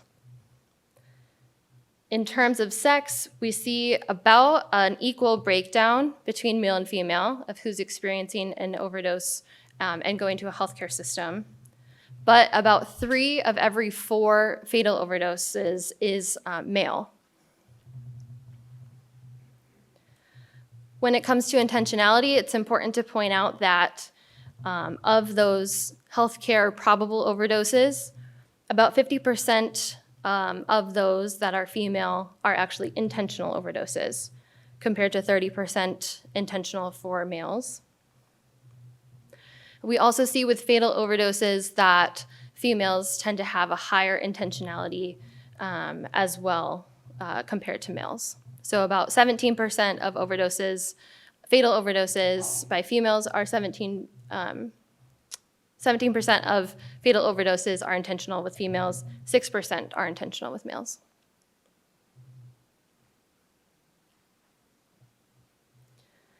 Okay, so this chart represents the rate of overdose deaths by race, comparing white and black, also with our total population. And it's a little bit busy toward the bottom, but that's because that represents our white and total populations, which are pretty similar. 2012 through 2023 is our x-axis on the bottom. So I think that the most important part of this chart that you can see is probably where these lines really diverge around 2020. So the blue line at the top represents all drug overdoses for our Black population, which in our last year there, 2021 to 2023, was 3.9 times higher than the white rate. The opioid-specific overdose death rate was 3.3 times higher than the white rate. This is compared to in 2012. We saw that there still was a disparity between the Black and white fatality rate for overdoses, but it was 1.6 times. So something happened around 2018, 2020. I think that we can kind of guess. A lot of the disparities that we already knew existed just became amplified during COVID, right? And we see this so apparently on this chart. We also see this in the fact that I mentioned between 2022 and 2023, there was a 15% decrease in the number of overdoses in Kent County. That was not true for our Black population. There was actually an increase in the number of overdoses for our Black population. There should be no reason for this to happen. In fact, we know that use rates of drugs remain similar between white and Black populations. Substance use disorder in the past year, this comes from the National Survey on Drug Use and Health from SAMHSA. Substance use disorder in the past year, 18% for both white and Black populations. Illicit drug use in the past year, 26%, 27%. This should not be happening. So this points to issues that we can change. These are structural, systemic issues around inequity, racism, healthcare access, stigma, all things that we can change. But the way that I see it happening right now is we have this bright, shiny object of, we have a decrease in overdoses between 2022 and 2023, right? We had the fire, we have houses on fire. We have the fire department come. Maybe the house burned down a little bit. We say, what do you need to help rebuild your house? We have Narcan, we have treatment to access to treatment. We have all of these things that will help you build your house back up. We can meet with your family and we give you counseling. And then we have another house that's on fire and it burns down. We say, it was probably your fault that your house burned down. And we're not offering the resources that that house needs. We're not actually taking a hard look at where are the differences in access, where are the differences in resources.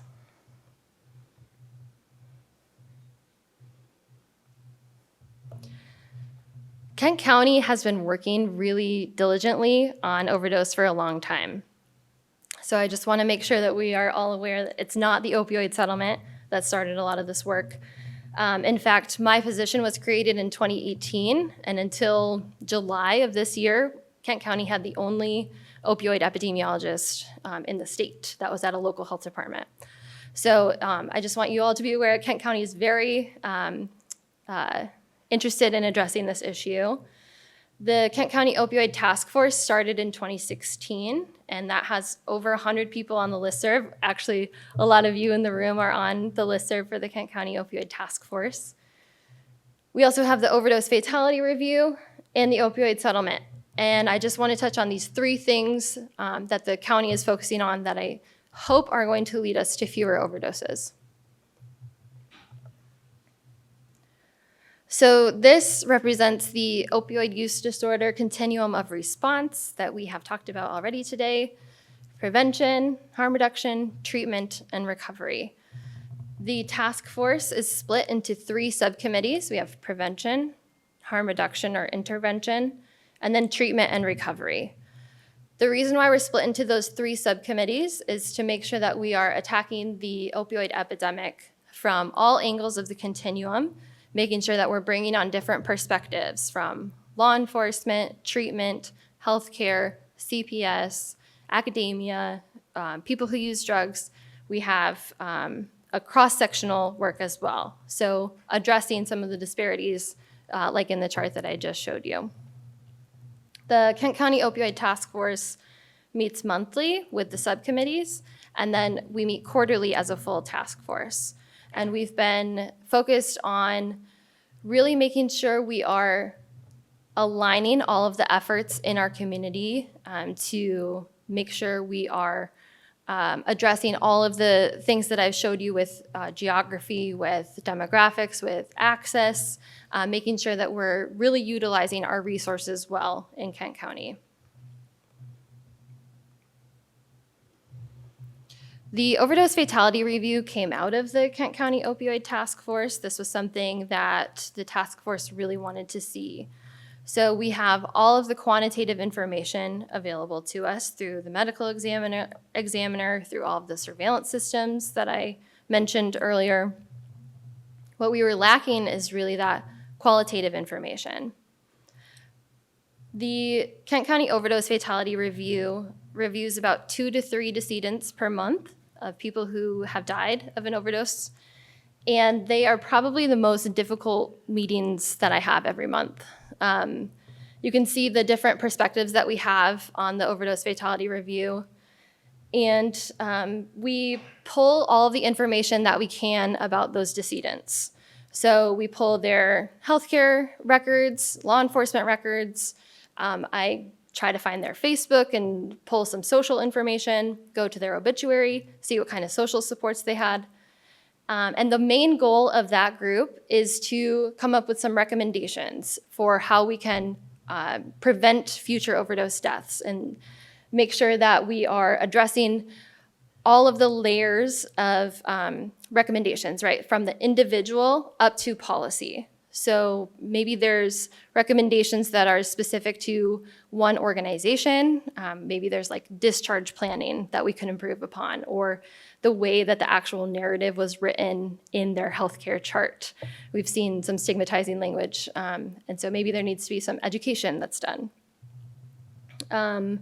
Up to policy, right? So maybe there's things that we can't necessarily do as a small group, but we can amplify that and say, hey, we're actually seeing this as an issue in Kent County.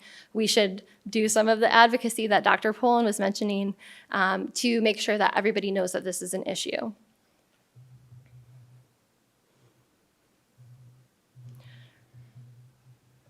So I mentioned we had 3 main things going on: the task force, the overdose fatality review, and the settlement. In Kent County, we are seeing a very significant investment from the settlement, $19 million through 2038. That's a good chunk of change. And that's a lot of money that we didn't have before to address overdose in Kent County. So we are really lucky to have a county that cares about utilizing subject matter experts and the folks that are doing the work. We have Jenny James here, our Deputy County Administrator, who has really walked us through this process with the task force and the overdose fatality review to make sure we're hearing from our community partners about what they're seeing and what they would like to see as priorities for this spending. Our main priorities are to use the continuum that I mentioned before as a framework, from prevention to harm reduction, treatment, and recovery, making sure that we're investing in each of those buckets. Consider the current funding that we have in Kent County and some of the gaps that we're seeing.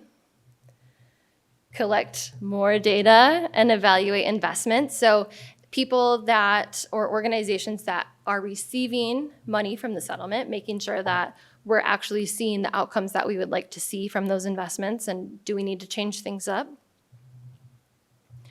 Remain flexible and ready to adjust. So a lot of the charts that I showed you representing a changing epidemic. We have changing demographics. We have changing substances.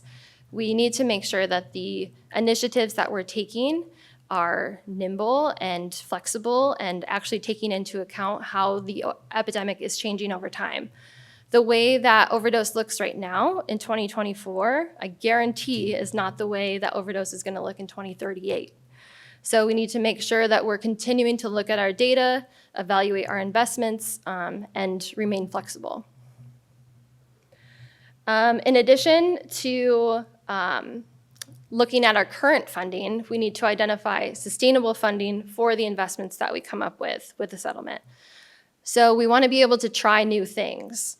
We have a current plan that I'll show you for years 1 and 2. Some of those things, though, we want to make sure that we move off of our settlement plan and find sustainable funding for those things so that we can perhaps fund other things with the settlement.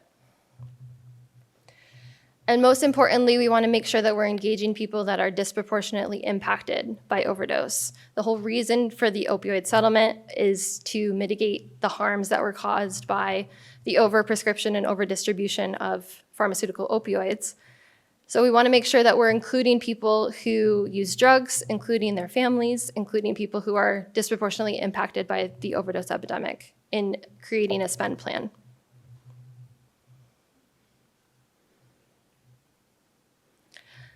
So this is a pretty busy table, but I wanted to point out that what I said before about the continuum and making sure we're investing in each bucket, we're actually doing. So we do have initiatives in each of those across the continuum of care: prevention, harm reduction, treatment, recovery, and cross-sectional work. Some of the major investments that I want to point out are medication for opioid use disorder in the Kent County Correctional Facility. Dr. Poland was mentioning earlier that we have medications available for people in the Kent County Jail. And so we want to make sure that that program is the best that it can be, and that we are providing medication for opioid use disorder for anybody who needs it in the jail. We're also really excited about greater naloxone distribution. So Harm Reduction Michigan, which is around Traverse City area, they started using refurbished newspaper boxes for naloxone. And you may have seen those. They look just like newspaper boxes that you don't often see anymore, but they're filling them now with naloxone. And so we are going to be distributing 50 of those across the county and making sure that we are looking at our maps of where the most overdoses occur, but also looking at maps of where resources are not and putting naloxone boxes there. We're also really excited about community-based peer recovery coaching in that recovery column. So what we've seen with the overdose fatality review is often folks are engaging in a lot of different systems of care. It's not that folks aren't seeing anybody, oftentimes they're seeing a lot of different places. But maybe they don't follow up for whatever reason, or they lose their phone and we can't contact them. There's no great way to follow up with folks. So the community-based peer recovery coaching is meant to follow folks across different systems so that we actually don't need to worry about billing that time for just literally going out and trying to find somebody. We are able to, because they're not trying to bill for that time, we can send folks out to do things that they might not be able to do if they're tied to one specific system or organization.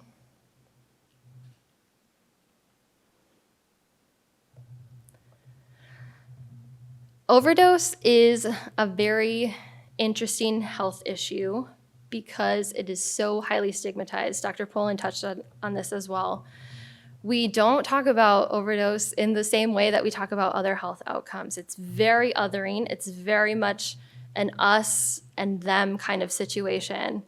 And I think it's just really important to remember that with overdose, with substance use disorder in Kent County, in the United States, in your daily lives, there is no them.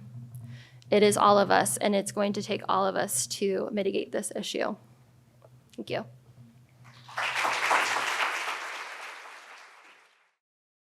Please join me in another round of applause for Rachel Jantz and Dr. Cara Poland.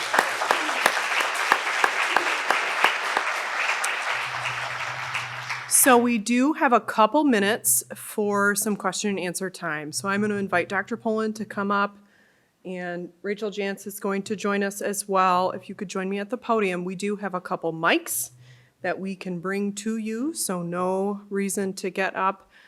So if you do have a question for Dr. Poland or for Rachel Jantz, please raise your hand. Hi, thank you so much for doing this today. It's really needed. My question is that better? My question is, I went to a harm reduction summit a couple months ago, and they kind of had the same focus on the difference and disparities between black and white overdose deaths. But then when they talked about other stuff, it seemed like white folks were 2.5 more times to actually die. Sorry, I'm a little nervous speaking in front of people. So there's an overdose disparity with the black population where it's 2.5 more likely to overdose, but overall deaths, it's 2.5 more times that more white people dying. So I guess how do you decide what to focus on? The difference between a frequency and a rate is really important for us to keep in mind. The number of overdoses occurring in the white population is much higher when you're just looking at the magnitude, right?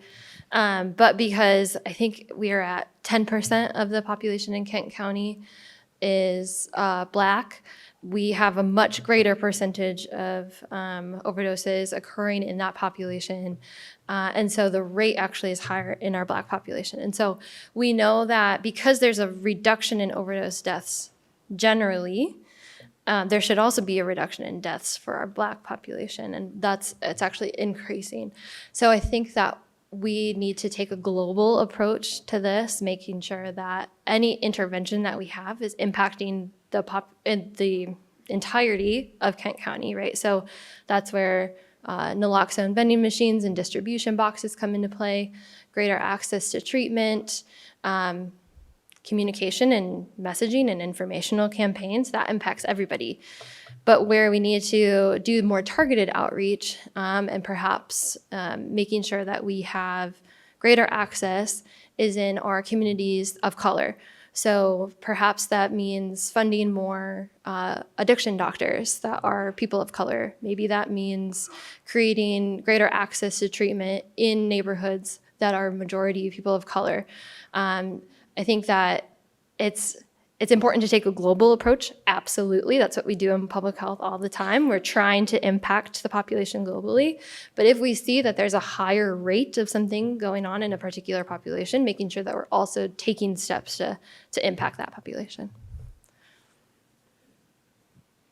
In the statistics about which drugs are seen in actual deaths, you mentioned that 50% now in the mortality testing is cocaine.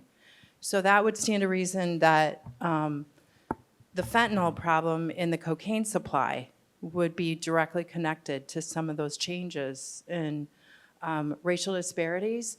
And having seen that with family members where there's not public awareness, I mean, I think it's growing, but still not clear enough that cocaine use is leading to a significant difference in the death rates.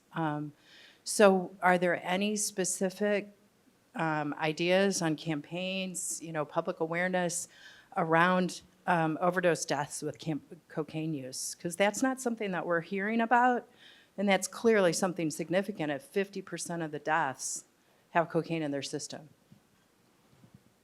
Thank you. Yeah, we do see a difference in the percentage of overdoses between Black and white populations that have cocaine. So we see with Black populations that we have a higher percentage of overdoses that have cocaine in the system in postmortem toxicology. What we're working on locally, and Calvin Wynn is here from GRAHI, Grand Rapids African American Health Institute, we're really trying, rather than taking I mentioned a global approach. We're not trying to do that. We're working directly with organizations that are impacting populations of color, particularly our Black population in Kent County. So working directly with organizations like GRAHI to impact those conversations. And we had some conversations about, do we do a marketing campaign? We actually decided to impact conversations that are happening one-on-one with people. And we're starting in the faith-based community, because we know that for the Black population, that's often where they get a lot of their support, a lot of their information. And so the idea was that we would start there and grow it, and making sure that those organic conversations are changing and that we're giving appropriate information. My question is, what resources are available to families that have been impacted by drug overdoses?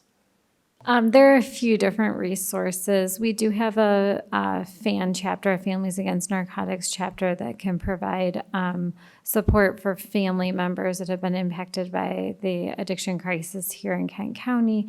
They also provide linkage to care, to services, so they'll support families kind of across the continuum, from somebody with a loved one or a family member that has a substance use disorder, through if there is a death, loss, and grieving process that is happening related to substance use as well.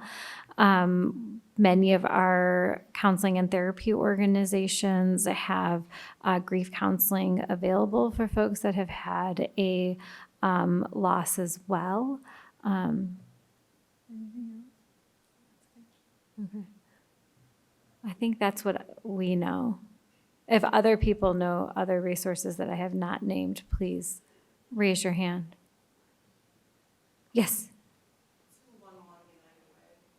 211 United Way can provide access to more resources. Yes. They know all the things. So in the report, when it said deaths by intentionality, are those counted as deaths by suicide also? Intentional deaths would be deaths by suicide. Okay, so that's reflected then in both pieces of data that we receive within the county? Mm-hmm. Okay. Yes. You talked about some of the analysis that y'all are doing with records after someone has died, like with medical records. And I had a couple of questions about that. You talked about analyzing stigmatizing language, and I would love to hear more about what's done with once you find that. How that, what kinds of, I don't know if you're approaching like the organizations that produced it, or there are initiatives that are being generated from that. And then the other question I had to do with disparities. When someone, you talked about disparity in terms of race with deaths in overdose, and I wondered about disparities, whether the analysis involves looking at more people are overdosing because of lack of resources or disparities in how people are treated when they present with an overdose, like in the emergency room. So I wondered about those two things. And Absolutely. thanks. The overdose fatality review, I will say early conversations with organizations were we were very clear that the intention was not to blame organizations for anything that occurred in the past. The whole goal is to look forward and prevent future deaths from happening. And organizations and healthcare systems and law enforcement, most organizations were very open actually to participating in the overdose fatality review, which I think represents an intentionality with wanting, everybody is looking toward the same goal of reducing overdose death. The way that recommendations come into action, it really depends on the recommendation. So with stigmatizing language in the healthcare records, that actually was a conversation that the individual who was part of the OFR, the Overdose Fatality Review, actually brought up to their leadership within the organization. And then I think some trainings happened. And so it can be that specific, actually, but sometimes it can be more broad. So perhaps we see that there's something that's going on across organizations, then we try to create an initiative that is impacting organizations more broadly. But yeah, it really depends on who's a part of the OFR. Although I will say most of the folks that are part of the Overdose Fatality Review are in positions of power. That actually does create some bias as well. We do have some people with lived experience on the OFR, but I will say because you are having folks in those positions of power, they may or may not be less removed from the actual boots on the ground work. So we just have to make sure that we're keeping those biases in check when we're creating recommendations and implementing them.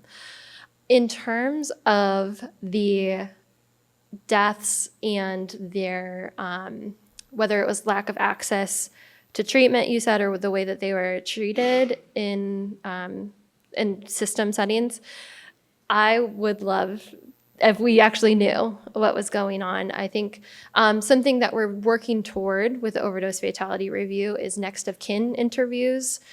Those have their own biases as well, you know, if you're talking to family members of somebody who has died of an overdose. But I think that when we begin to start having those next of kin interviews, in addition to the Overdose Fatality Review, we might get some more enlightening information about maybe some struggles that individual had while accessing care, maybe some things that they were saying about ways that they were treated. And so that should give us some more information. But those are all things that we would love to know. Yeah, thanks for your question. Just in terms of the stigma and global campaigns, MDHHS does have a statewide anti-stigma campaign that you'll see sometimes the signs. I've seen them on like our buses and billboards locally as well. So there's an opportunity there to kind of engage those conversations too. So I just have a comment, question kind of thing. Speaking of, you know, stigma, going to committees, you know, state legislatures, committee meetings, et cetera. So anecdotally, so many of my clients at the methadone clinic where I work as a therapist struggle with, and so I'm looking at recovery, people who are coming to the clinic, getting methadone, you know, they're in therapy. Sometimes, you know, it's of course important to focus on no more deaths, but the recovery piece can be tricky and a lot of people relapse. One aspect of a lot of people's struggle is that they have no teeth. And this is, who knows, lifestyle, their genes, lack of attention to hygiene, through, you know, a lot of different situations. But the problem is that when people don't have teeth, or if they don't smile as much, they don't smile. That's a mood-altering situation when you don't want to smile. It's hard to go out in public. So I guess what I'm talking about really is there any attention to this? And there are health problems associated with no teeth also. People can't, you know, eat vegetables as well. So, I mean, looking forward, moving forward, is there any consideration for working with state legislatures and expanding Medicaid to provide dental care, better dental care. And I know that that's statewide. Every person, even with private insurance, dental care is hugely expensive. But as far as preventing relapse and moving people forward and not going back out and possibly overdosing, I think it's maybe an overlooked aspect of care. Thank you. Yes, dental care does not sit in the traditional house of medicine, so that always is a challenge, as you alluded to, regardless of whether you're on public or private insurance. And so that that can't be fixed at the state level. That has to be fixed at the federal level. And I don't know that that is going to be fixed at the federal level. We do have some resources in Kent County that provide free and low income dental care. I mean, the biggest one is Cherry Health downtown provides dental care as well. But as I'm sure many of us have experienced with our own dentistry offices, wait times can be quite a while, and that can be challenging for folks.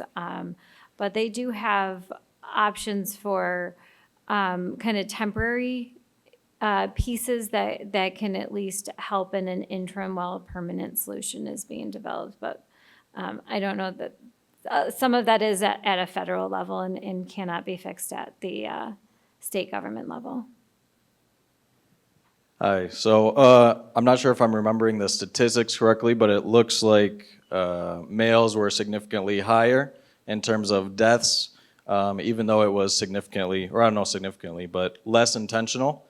Were males just consuming more drugs? Has there been any research into why maybe, or kind of any actions targeted specifically at that demographic, just because it's pretty substantially higher? Thanks. So we see that men tend to use, when the intentionality is death, men tend to use more, women tend to use things like substances, pills in order to overdose, whereas men tend to use more immediate fatal things like gunshot wounds. So when we look at the data across suicidality, we see that men tend to kind of look at like firearms and things like that, whereas women tend to use chemical means. So that's likely an artifact of that and not necessarily an artifact of drug use itself. Okay, so it's time for a little wrap up. First of all, another round of applause for Dr. Cara Poland, Rachel Jantz, and also Director Elizabeth Hertel. Thank you all for joining us today on this important topic. It is our intent really to do this annually, and with the generosity of Jim and Barb Haveman, we will be able to do so. Awareness and continued education are critical to how we view and address substance use disorder treatment. So, a couple things. Number one, it's Tuesday. We have 1 week until Election Day. Please vote. Early voting is now available. You can go to your designated primary polling place. That's usually your township office or your municipal office, and you can vote today. You can walk in, you can say, I want to early vote, and do it. Secondly, please take a minute to complete the survey that is available on the screen. We are really interested in hearing from you about this event and what you would like to hear about and see next year. And you will also receive an email sometime today, I think, momentarily. I don't know. Annika's probably going to send it out in a minute. And you can respond to the survey that way as well. And with that, please drive carefully and have a great rest of your day. Thank you for being here.